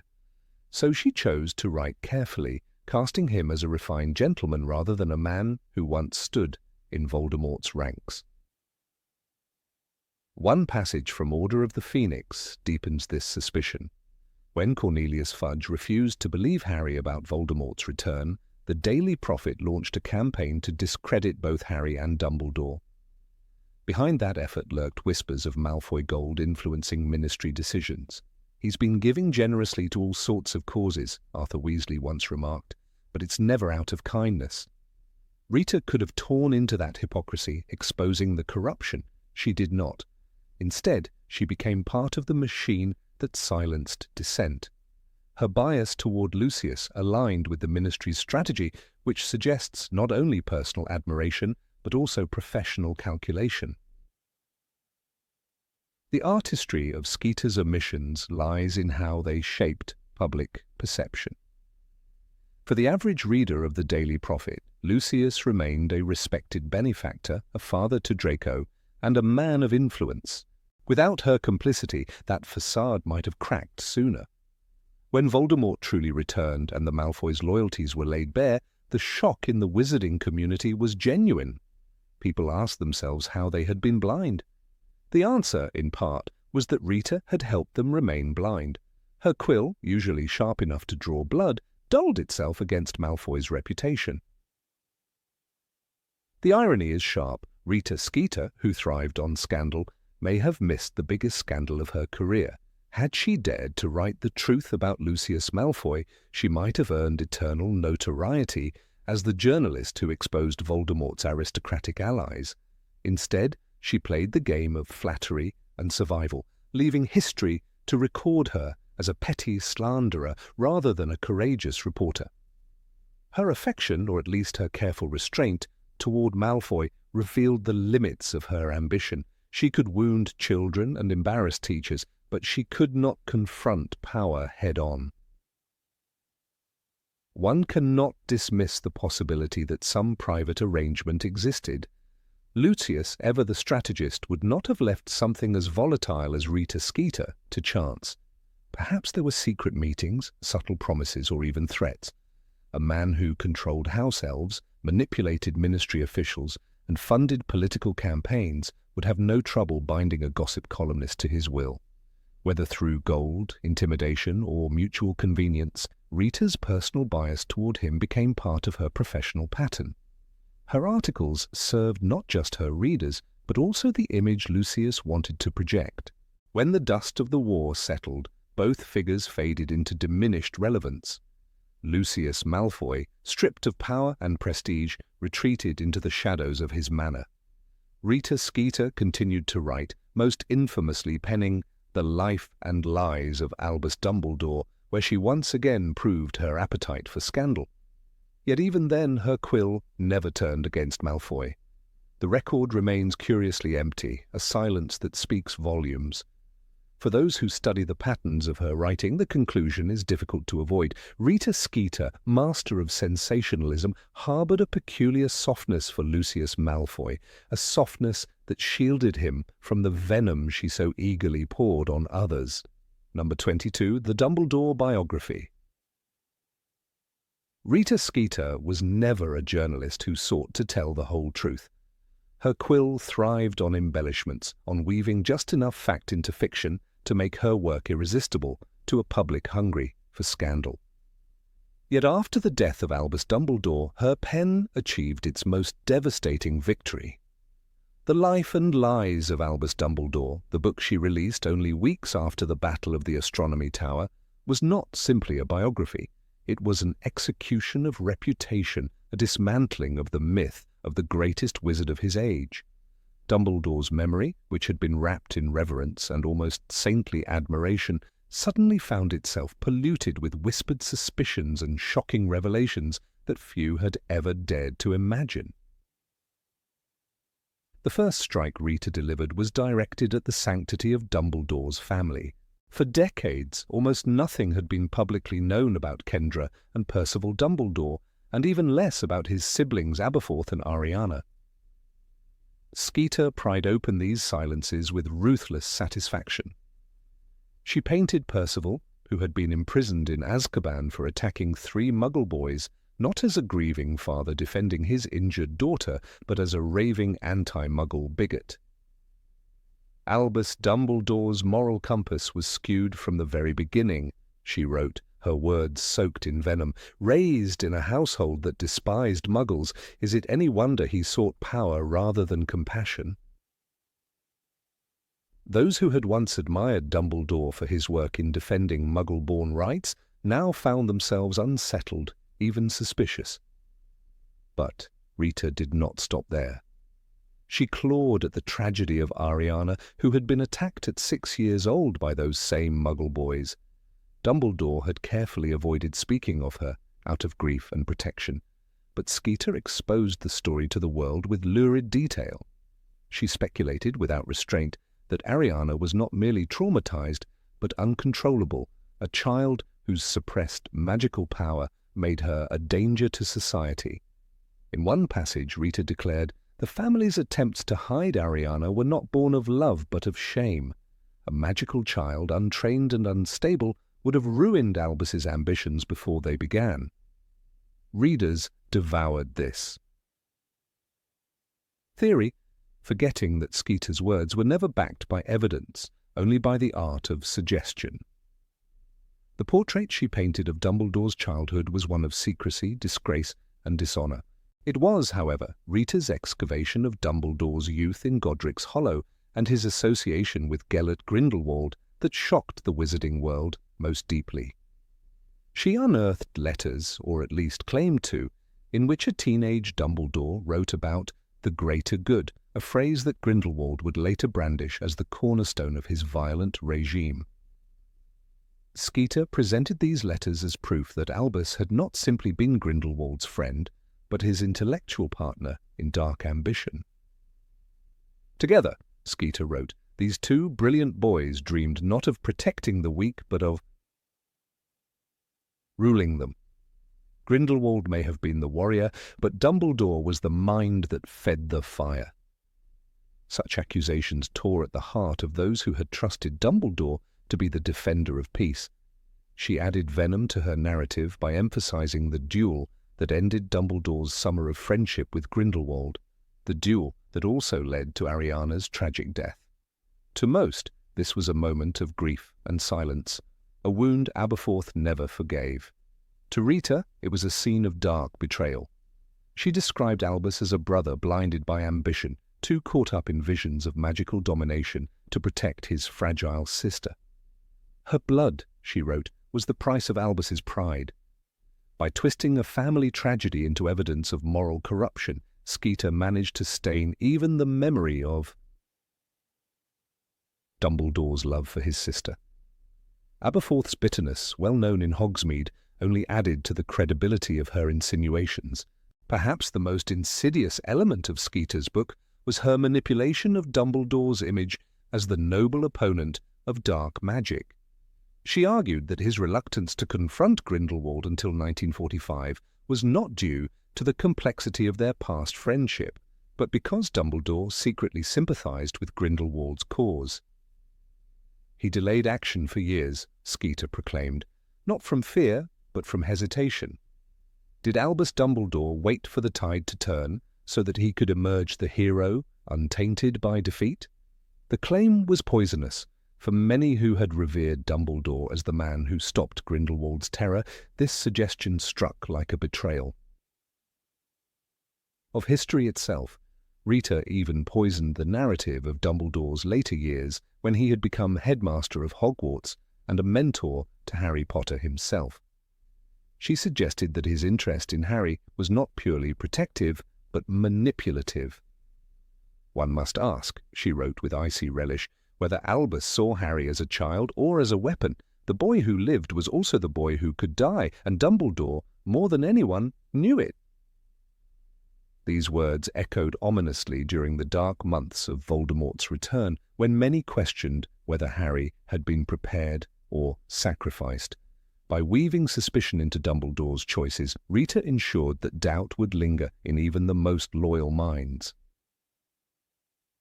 A particularly striking example in her book was her treatment of Bathilda Bagshot, the elderly historian who had lived in Godric's Hollow. Bagshot, long respected for her work, was depicted as Dumbledore's co-conspirator in hiding truths about Grindelwald. Rita claimed that Bagshot confided stories to her about Albus's arrogance and his plans for domination. The authenticity of these accounts was, at best, dubious, but Skeeter presented them with the authority of fact. When one of our most respected historians describes Dumbledore's youthful dreams of rule, who are we to deny it? She wrote. Readers who had grown up with A History of Magic now looked at its author with suspicion, wondering if her scholarship had always been tainted by loyalty to a flawed man. The style of Skeeter's writing made the book particularly dangerous. She did not simply present accusations, she asked questions that lodged themselves like thorns in the mind. Was it truly coincidence, she asked, that Dumbledore's greatest triumphs always followed his gravest mistakes? By couching her speculations as inquiries rather than claims, she gave herself the freedom to spread poison without needing proof. The very title of the book, The Life and Lies of Albus Dumbledore, ensured that readers would forever struggle to separate what was real from what was Skeeter's invention. In wizarding households across Britain, the book became a subject of heated debate. Parents who had once told their children to look up to Dumbledore as the ideal of wisdom now found themselves whispering doubts. Perhaps he was brilliant, they admitted. But was he good? The difference mattered, and Rita had ensured that the question would never be answered cleanly. Even in Hogwarts itself, some students began to view the headmaster's memory with unease. His absence during the final year, under the control of Death Eaters, made the controversy all the more corrosive. Dumbledore could no longer defend himself. Yet what made Skeeter's attack endure was not just the content, but the timing. Dumbledore had fallen in the battle against Voldemort's forces, his death still raw in the hearts of many. Releasing the book so quickly turned grief into scandal. Those who had sought comfort in the idea of Dumbledore's moral perfection were forced instead to wrestle with his alleged flaws. Skeeter exploited the silence of death to her advantage, knowing that a dead man could neither sue nor write a rebuttal. There is a haunting irony in how her words shaped perceptions of Dumbledore, even among those closest to him. Harry Potter himself, upon reading Skeeter's claims, wrestled with confusion and betrayal. In the cold countryside, while hunting Horcruxes, he read lines from the book that described Dumbledore's youthful alliance with Grindelwald. "For the greater good," Harry repeated bitterly, unsure whether the man he had trusted had once spoken the same phrase that justified Grindelwald's atrocities. Skeeter's venom found its mark in the heart of the one boy who had known Dumbledore most intimately. It is telling that in the end, the truth about Dumbledore was neither the saintly myth nor the monstrous figure Skeeter described. He was a man of brilliance, weighed down by mistakes, capable of great love and of terrible misjudgment. Rita Skeeter, in her relentless pursuit of scandal, stripped away the myth but offered no balance. Her book succeeded in reshaping Dumbledore's image into one of suspicion, leaving generations to question whether their greatest protector had also been their greatest deceiver. The legacy of The Life and Lies of Albus Dumbledore is that it blurred the line between history and rumour so thoroughly that even now, long after Voldemort's defeat, Wizarding Society continues to debate the truth. Was Rita Skeeter exposing hidden reality, or was she merely profiting from tragedy? Whatever the answer, her work proved that words can wound as surely as curses. In death, Albus Dumbledore faced a battle he could not fight, the battle against a quill dipped in poison. Number 23, Awards and Recognition. Of all the figures in the Harry Potter universe, few capture the twisted allure of fame and controversy as vividly as Rita Skeeter. She was not a witch remembered for courage or integrity, nor was she admired for her loyalty to truth. Instead, she carved her reputation by weaponizing words, bending them until they screamed louder than facts themselves. And, in the odd landscape of the wizarding press, that kind of mastery was not merely tolerated, it was celebrated. The paradox of Rita Skeeter lies in the recognition she received within the magical world, awards, nominations, and glittering banquets where her name was toasted, despite her well-documented record of sensationalism and distortion. To many outsiders, it is baffling that someone who famously twisted the words of Harry Potter himself could be recognized with journalistic honors. Yet to her colleagues in the Daily Prophet and to the wider readership hungry for drama, Skeeter represented the very essence of what sold papers: spectacle. The most glaring proof of this strange admiration came during her years at the Prophet, when she received the Golden Quill for outstanding magical journalism. The award, often dismissed by serious academics but adored by reporters who thrived on scandal, was bestowed upon her for her so-called groundbreaking exposé of Ludo Bagman's financial dealings before the Quidditch World Cup. That piece, later accused of exaggerating Bagman's debts and casting suspicion without evidence, was nonetheless hailed at the time as a triumph of investigation. Wizards and witches across Britain whispered in pubs and markets about Bagman's supposed gambling ties to goblin creditors, each rumour stoked by Skeeter's sharp quill. The truth that her claims were as inflated as the leprechaun gold that vanished hours after being spent was secondary to the excitement her article ignited. What mattered was that readers were talking and awards committees noticed. Skeeter's flair for uncovering or inventing hidden stories was not an accidental trait. From her earliest years, she cultivated the art of dramatization, always finding the angle that would stir the strongest emotion. Her infamous biography, The Life and Lies of Albus Dumbledore, is remembered less as a historical text and more as an example of her relentless hunger for shock value. She filled its pages with half-truths, anecdotes stripped of context, and speculations about Dumbledore's youthful friendship with Gellert Grindelwald. Yet when the book was released, it stormed bestseller lists in flourish and blots and was discussed in every wizarding household. "What a gripping read!" exclaimed many who bought it, not realizing that they were consuming carefully manufactured scandal. And in a chilling reflection of the wizarding world's priorities, the book earned her another nomination for the Golden Quill, this time for exceptional contribution to public debate. The irony, of course, is that the public debates her work provoked were never about truth. They were about outrage, suspicion, and the thrill of gossip.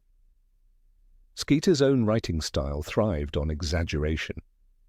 Rowling herself describes her methods vividly in Goblet of Fire. Her highly coloured fingernails were poised on the parchment, and she looked up at Harry with her eyebrows raised. "So you've been seeing a lot of this, Hermione Granger?" That line, where Skeeter twists innocent friendship into scandalous romance, is the perfect symbol of her entire career. Yet it was precisely this ability to frame harmless details as earth-shattering news that her peers in journalism claimed was innovative. In their minds, Skeeter did what every reader secretly wanted. She transformed the mundane into the extraordinary. Even Hermione Granger, who despised Skeeter more than anyone, could not deny the woman's craft.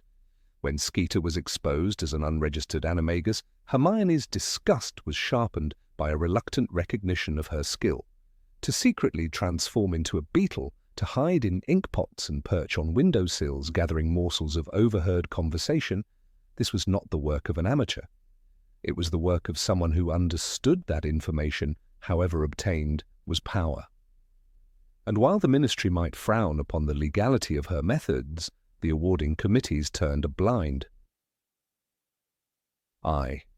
To them, Skeeter's ability to get the story was precisely why she deserved applause. Consider the peculiar case of her coverage during the Triwizard Tournament. Her scathing profile of Harry Potter, printed under the headline, Harry Potter, Disturbed and Dangerous, was a masterclass in character assassination.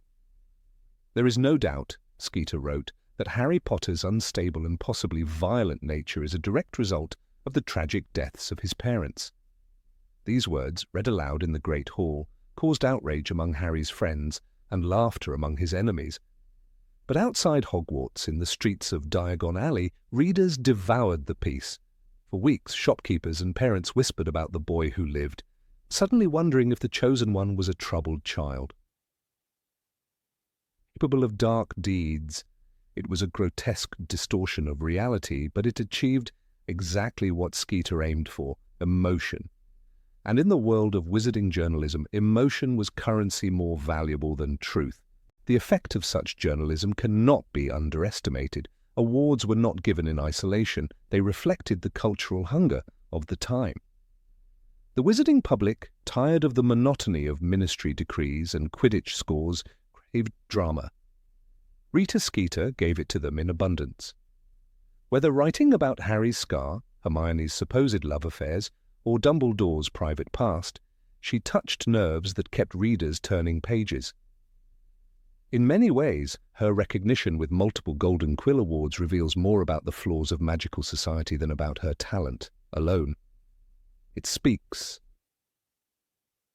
of a world that rewards sensation over substance, where applause is given not to those who guard truth, but to those who weaponize it.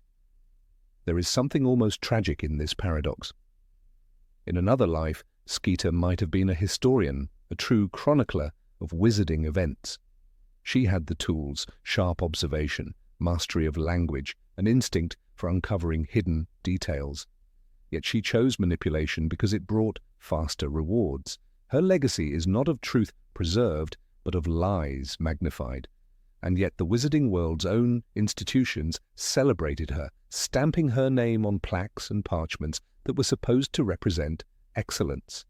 For young aspiring journalists, this was a dangerous message, that recognition was earned not by integrity, but by sensationalism. What makes the story even more haunting is that Skeeter herself believed in her worth. She attended award ceremonies in glittering green robes, soaking up applause with a self-satisfied smirk. To her, the line between truth and fabrication never mattered. What mattered was that people listened. She often claimed that her readers deserved the truth they wanted, a phrase that betrays her entire philosophy. In her eyes, journalism was not about facts, but about fulfilling the audience's craving for excitement, no matter the cost. And with the golden quill gleaming on her mantelpiece, who could tell her she was wrong? There were, of course, dissenting voices. Elphias Doge, a loyal friend of Dumbledore, publicly denounced Skeeter's biography as a work of poison dressed in glitter. Hermione Granger once called her a menace to decent society. Even Harry himself, when confronted with her articles, felt the sting of betrayal. Yet their voices were drowned in the roar of public fascination. Readers continued to buy her books, editors continued to commission her work, and awards continued to be handed out. The cycle of recognition fed her ambition, and her ambition fed the cycle of sensationalism. It was a loop that no amount of protest could easily break. Perhaps the most telling evidence of her industry's warped values is how young journalists referenced her in their own careers.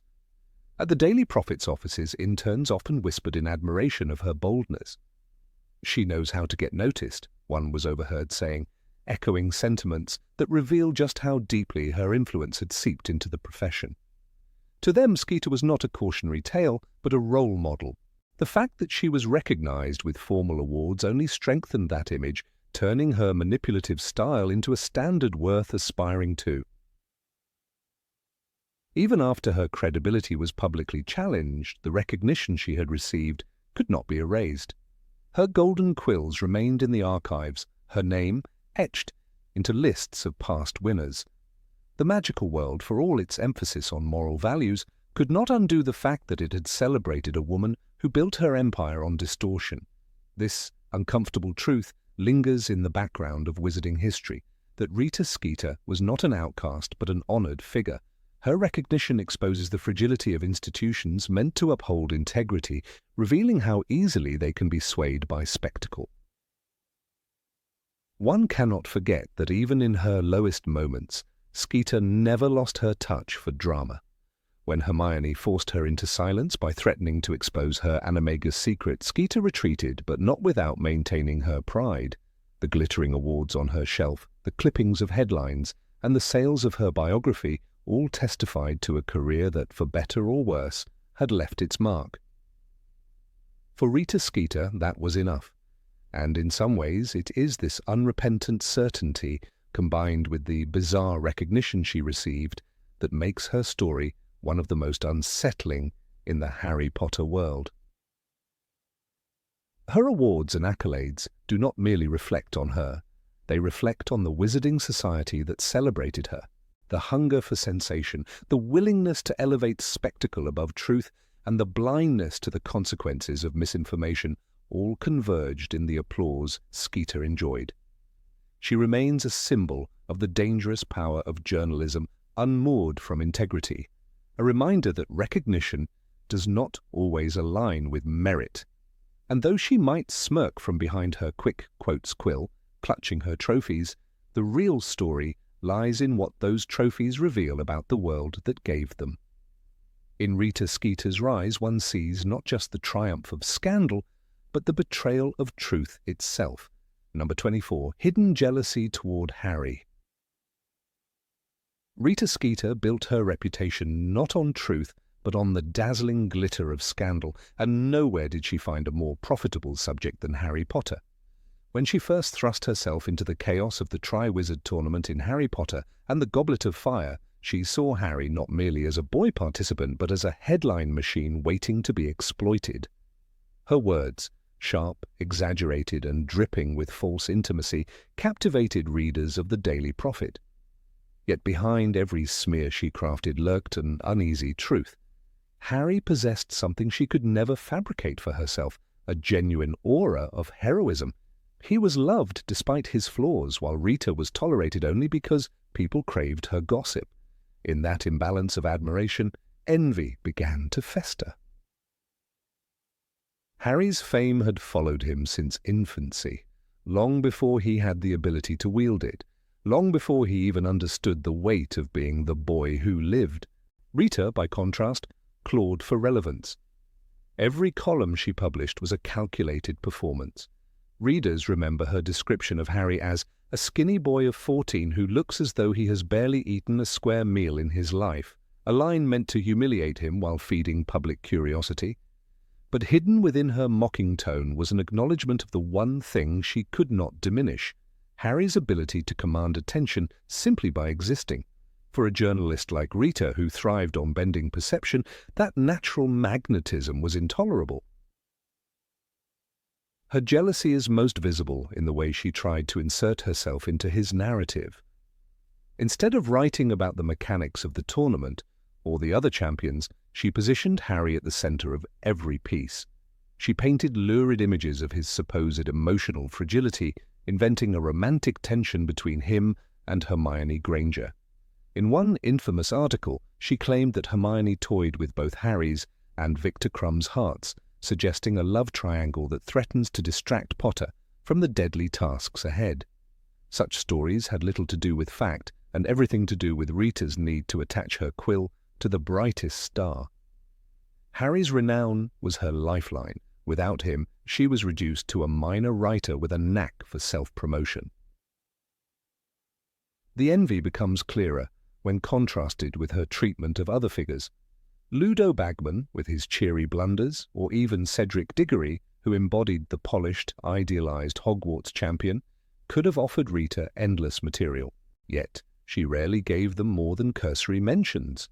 Harry, however, was subjected to relentless exaggerations, distortions, and insinuations. Why? Because Harry was untouchable in the cultural imagination, and Rita knew it. She despised the fact that she could not eclipse him. Every scandal she created only reinforced the reality that she depended upon his existence to remain relevant. Her byline thrived because Harry's story existed first.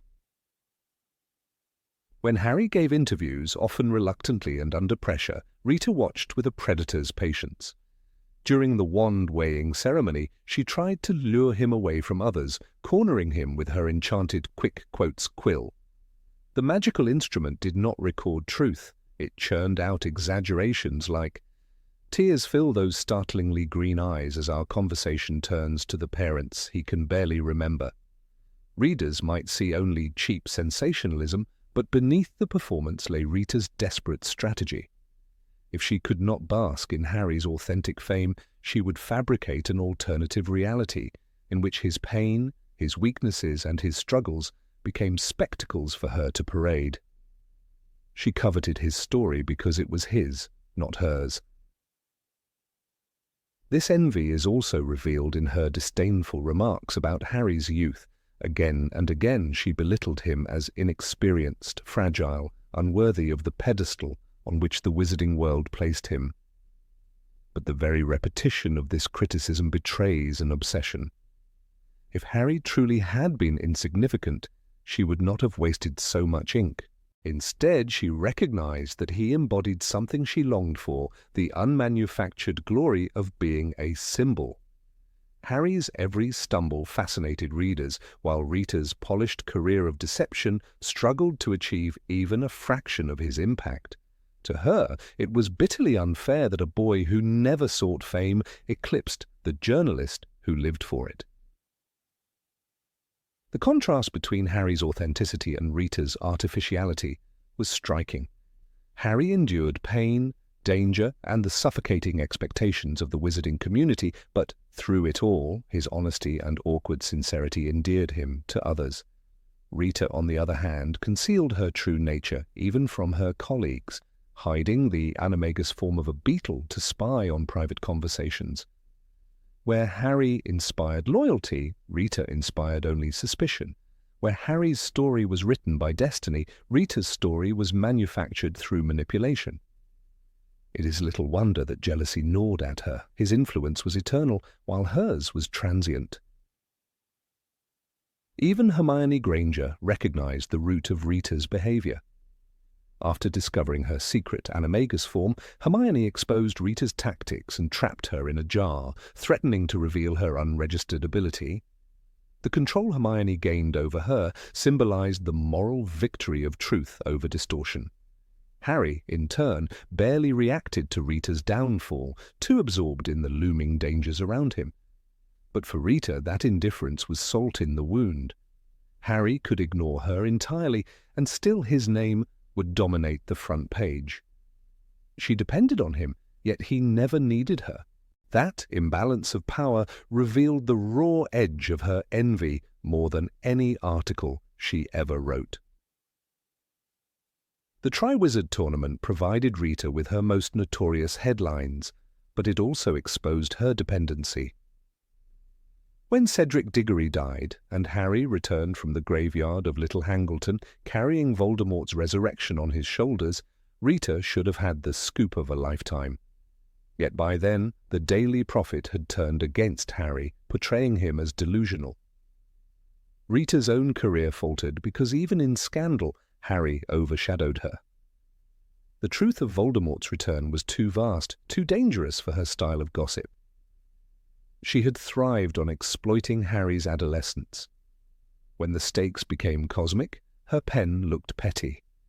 The envy she bore was sharpened by irrelevance. The episode with Harry during the Order of the Phoenix era demonstrates her resentment most vividly. Hermione cunningly coerced Rita into writing the interview for the Quibbler, forcing her to use her pen for something more than sensation. Rita complied grudgingly, and the article gave Harry a voice when no one else would. Ironically, the very piece meant to diminish her turned into a testament to Harry's influence. Readers listened, the truth spread, and Harry's credibility rose. Rita had supplied the words, but the story remained, Harry's. She had become an unwilling vessel for his message, another reminder that his fame dictated her fate. Jealousy also coloured the way she referred to Harry's allies. Hermione was reduced to a schemer Ginny Weasley brushed aside, and even Albus Dumbledore dismissed as manipulative. These portrayals echoed Rita's bitterness that Harry was surrounded by figures who gave him strength. She herself lived in professional isolation, dependent only on her quill and her subterfuge. The relationships Harry cultivated, loyalty, friendship, love, were assets Rita could not replicate, no matter how many exposés she churned out. His network amplified his power. Her loneliness magnified her envy. The language Rita used betrays her fixation. She rarely described Harry without emphasizing his eyes, his scar, or his fame, as though cataloguing the features that made him untouchable. "Those eyes," she once wrote, "like fresh pickled toads brimming with suppressed emotion." The description was grotesque, but it also revealed fascination.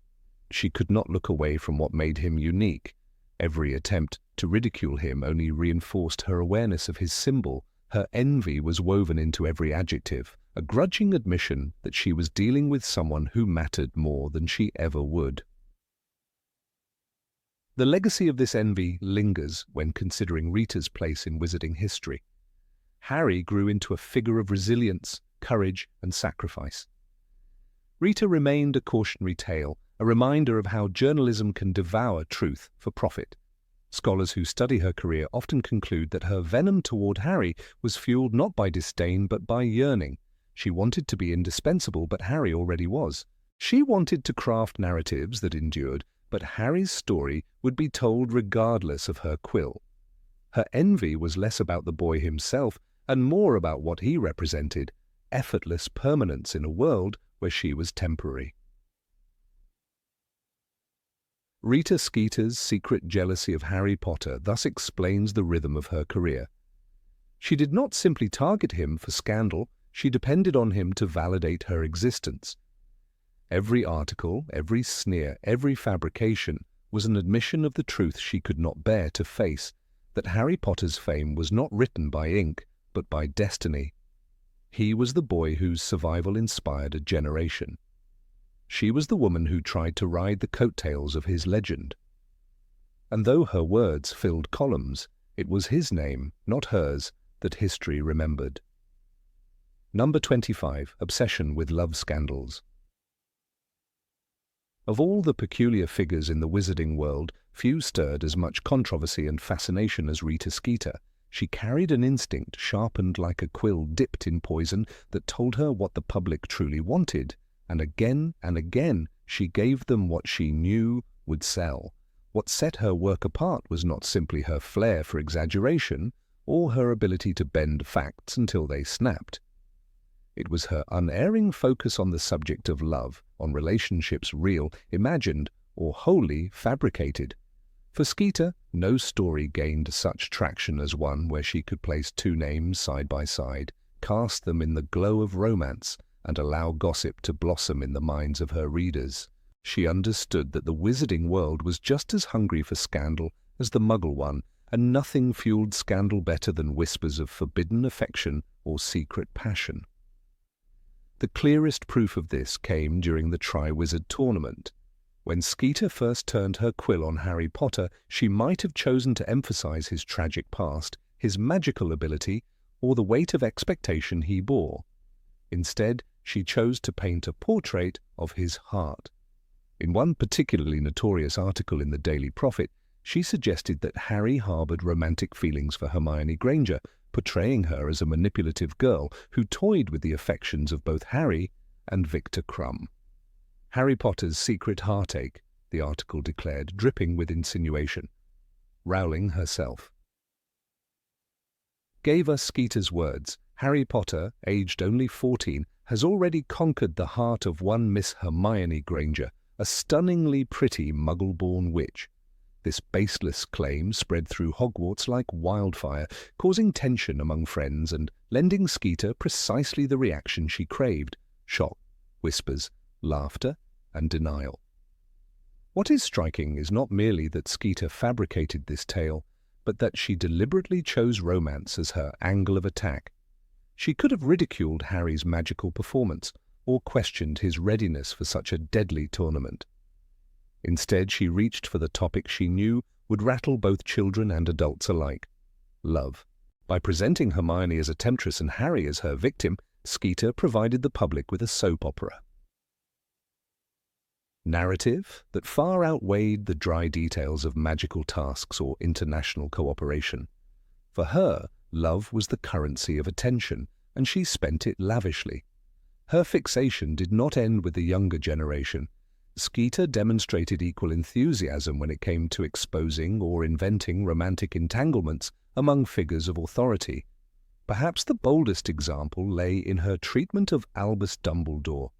In The Life and Lies of Albus Dumbledore, a book she rushed to press after his death, Skeeter filled pages with speculation about the headmaster's personal life.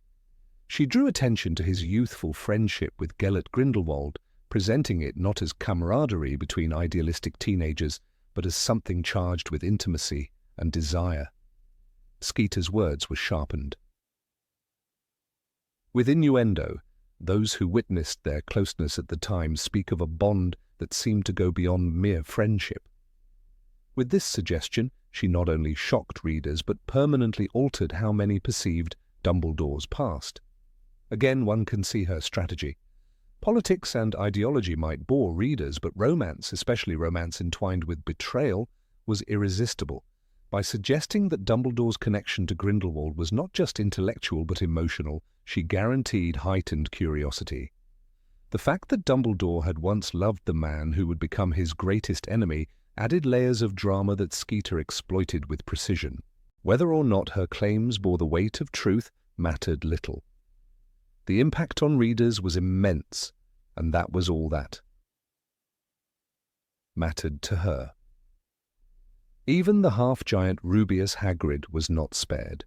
Skeeter found amusement in describing his bond with Madame Olympe Maxime, the statuesque headmistress of Beauxbatons Academy.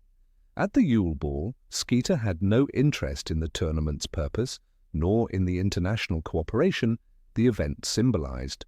Her quill, instead, lingered on the sight of Hagrid and Maxime together, exaggerating every glance and every shared word into a tale of budding romance. She wrote with characteristic cruelty, highlighting their size as though their supposed relationship was little more than a circus act. Her articles sneered at the idea that two half-giants could share affection, reducing a moment of genuine human connection into a spectacle. The effectiveness of these tactics cannot be overstated. Students whispered in corridors about Harry and Hermione, the wizarding public reconsidered their image of Dumbledore, readers chuckled over Hagrid's supposed love life. Skeeter consistently chose romance as her stage because it offered more drama than any other theme. Fear and politics could divide readers, but love stories, especially scandalous ones, united them in fascination. She mastered the art of presenting affection as a battlefield, where innocence could be questioned and loyalty doubted. The psychology behind her approach is as revealing as the stories themselves. Skeeter recognized that people are drawn to narratives where emotions are at stake.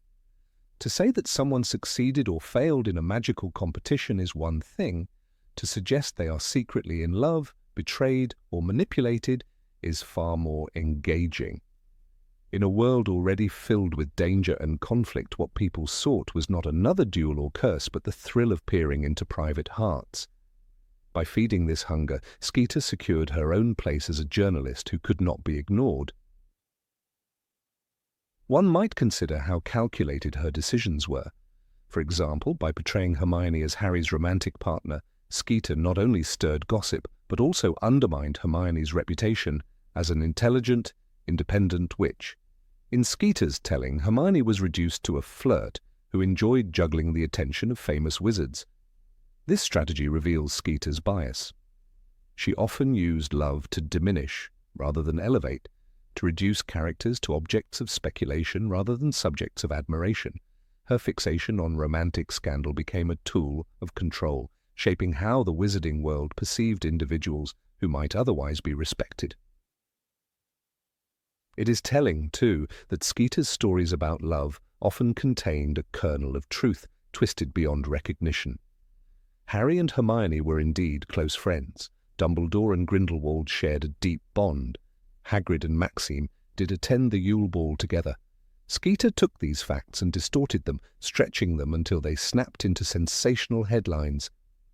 She understood that complete invention would be dismissed, but exaggeration rooted in reality was far more dangerous.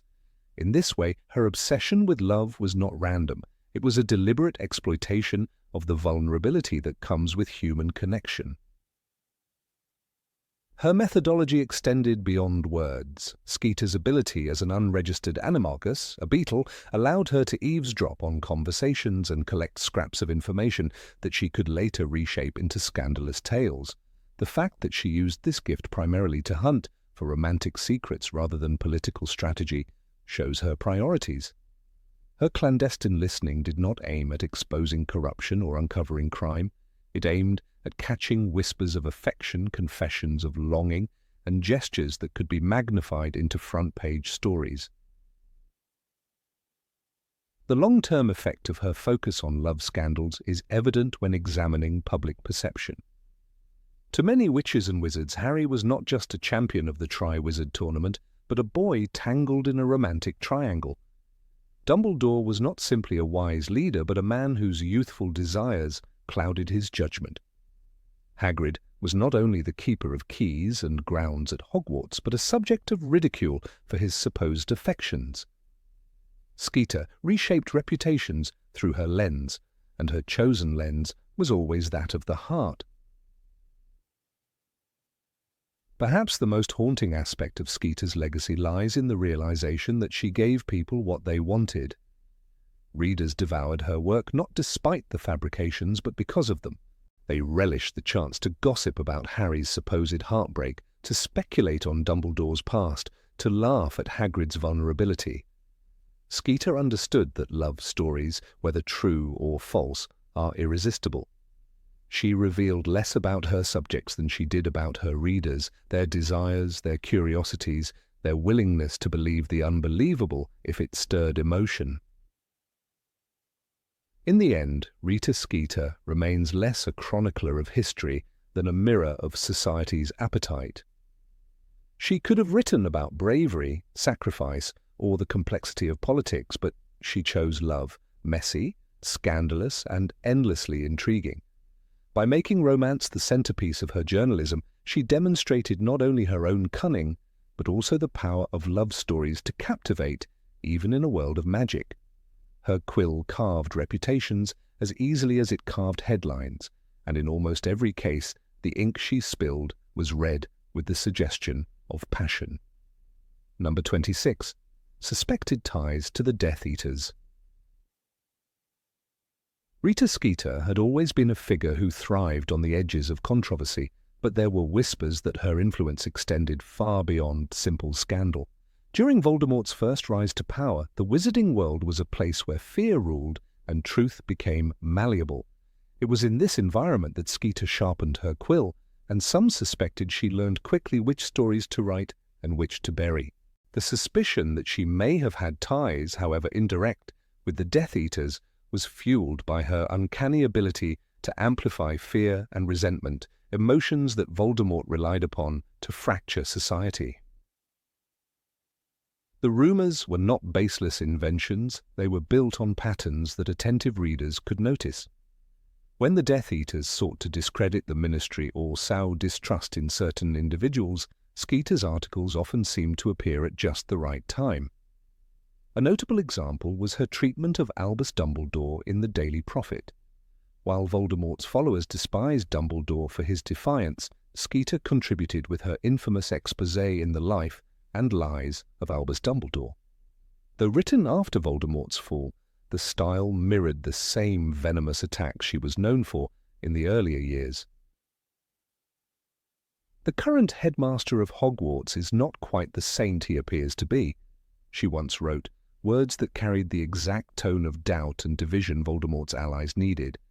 It is important to note that Skeeter was never formally accused of aligning herself with Death Eaters, but her reputation for bending the truth for personal gain made the accusation plausible. Her career was built on exploiting secrets and turning them into weapons. The case of Bertha Jorkins is often cited in this context. Jorkins was a ministry official who vanished under mysterious circumstances after encountering Wormtail in Albania.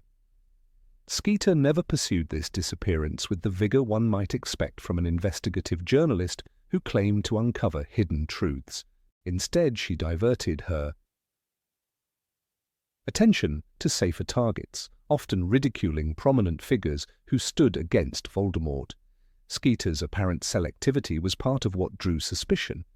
When Barty Crouch Sr. became compromised due to his son's escape and subsequent control under the Imperius Curse, Skeeter's articles conveniently highlighted Crouch's failings as a bureaucrat, ridiculing his strictness while ignoring the darker forces behind his family's tragedy. Her words, filled with exaggeration, stripped sympathy from Crouch and left him humiliated in the public eye. Voldemort's supporters had long despised Crouch for his relentless pursuit of Death Eaters after the First War, and Skeeter's coverage appeared to align seamlessly with their agenda. The wizarding community has always known that Skeeter was an unregistered animagus, transforming into a beetle to overhear private conversations. This secret ability gave her unparalleled access to information, but it also raised the question of how she used it during Voldemort's rise. If Skeeter could infiltrate Hogwarts and the Ministry decades later, what prevented her from passing along overheard conversations to those who benefited most from chaos? The Ministry never investigated this angle, though some auras later suggested that Skeeter's skill would have made her a valuable, if unofficial, ally to those in power, on whichever side she believed would win.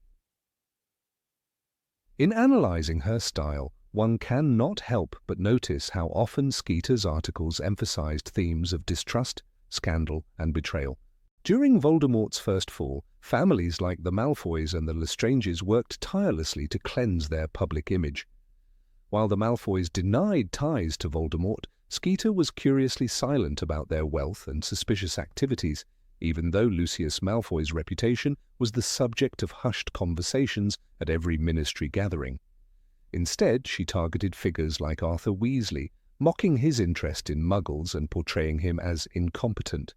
The contrast raised eyebrows. Why avoid attacking powerful pureblood families under scrutiny while aiming at those who directly opposed Voldemort's ideals? One remembered example comes from her scathing coverage of Harry Potter during the Triwizard Tournament. At a time when Voldemort was regaining strength in secret, Skeeter relentlessly undermined Harry's credibility, portraying him as unstable and attention-seeking. Disturbed and dangerous, she described him, dismissing the trauma of his past. While this occurred during Voldemort's second rise, the pattern mirrored the alleged tendencies of her earlier years. By discrediting those who might rally resistance, Skeeter indirectly served the cause of the Death Eaters, whether knowingly or not. Skeeter's relationship with Cornelius Fudge also played into these suspicions. Fudge, terrified of losing power, often chose denial over confrontation when evidence of Voldemort's return surfaced. Skeeter's articles conveniently supported the Ministry's stance, mocking Dumbledore and Harry rather than investigating their claims. It is worth noting that Fudge maintained ties with certain wealthy families who had escaped Azkaban after the First War by claiming Imperius defenses. If Skeeter benefited from this network, whether through information or patronage, then her silence about them becomes more telling. There is also the matter of Skeeter's timing. Her sharpest articles often appeared at moments of political tension, pushing public opinion in directions that benefited instability. One theory suggests that Skeeter, while not a Death Eater herself, may have been manipulated or fed information by sympathizers within the Ministry. It would explain how she managed to obtain damaging details so quickly, as though guided towards certain narratives rather than stumbling upon them through her beetle form. Voldemort's allies understood the power of propaganda, and Skeeter provided a perfect voice, trusted by some, despised by others, but always read. When Dolores Umbridge rose to prominence, Skeeter found another figure whose cruelty aligned with authoritarian ideals. Although their relationship was not deeply explored in the texts, the connection is telling. Umbridge thrived on control, humiliation, and manipulation of truth, values Skeeter embodied in her writing. By amplifying Umbridge's perspective and mocking her enemies, Skeeter ensured that the narrative stayed aligned with the regime. While this period came long after Voldemort's first fall, it reinforced the idea that Skeeter's loyalties bent toward whoever held power, regardless of morality. Skeeter's book on Dumbledore perhaps remains the most damning evidence of her willingness to echo the goals of dark forces. By portraying Dumbledore as a hypocrite and secret manipulator, she eroded trust in one of the few figures capable of uniting the wizarding world against Voldemort. The line, "He was never quite as pure as the driven snow," may have seemed like sensational gossip, but at its core it was an attempt to fracture belief in a leader at the very moment Voldemort needed division. Even if Skeeter was unaware of the larger implications, her words became weapons for the enemy. Supporters of Skeeter argue that she was nothing more than an opportunist, a journalist who thrived on scandal without deeper political motive. They insist that the absence of direct proof should exonerate her from accusations of sympathy with the Death Eaters. Yet her history makes these defenses ring hollow. The very nature of Skeeter's work was to manipulate perception, to exaggerate until truth was buried under spectacle. When one's career is built upon distorting reality, it is difficult to claim innocence when those distortions consistently benefit a particular side.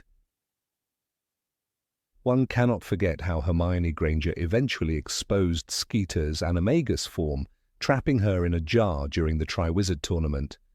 This act alone revealed how dangerous Skeeter could be if left unchecked. The knowledge that she had been listening undetected to private conversations for years added fuel to the suspicion that her talents were used long before, against targets far more significant than students. If Skeeter could terrorize a schoolboy with her words, what prevented her from feeding the fears of an entire generation during Voldemort's reign? The truth about Rita Skeeter may never be known with certainty, but the suspicion persists because her legacy thrives on ambiguity. She created an atmosphere in which lies felt like truth, and truth was buried under scandal. Whether she deliberately cooperated with Voldemort's followers or simply served her own ambition, the effect was often the same: confusion, distrust, and division. These were Voldemort's greatest weapons, and Skeeter wielded them with as much precision as any wand. Her quill never cast a killing curse, but it did something subtler and in its own way just as destructive. It shaped opinion, bent faith, and undermined resistance. That is why the whispers of her alleged ties to the Death Eaters continue to haunt her name.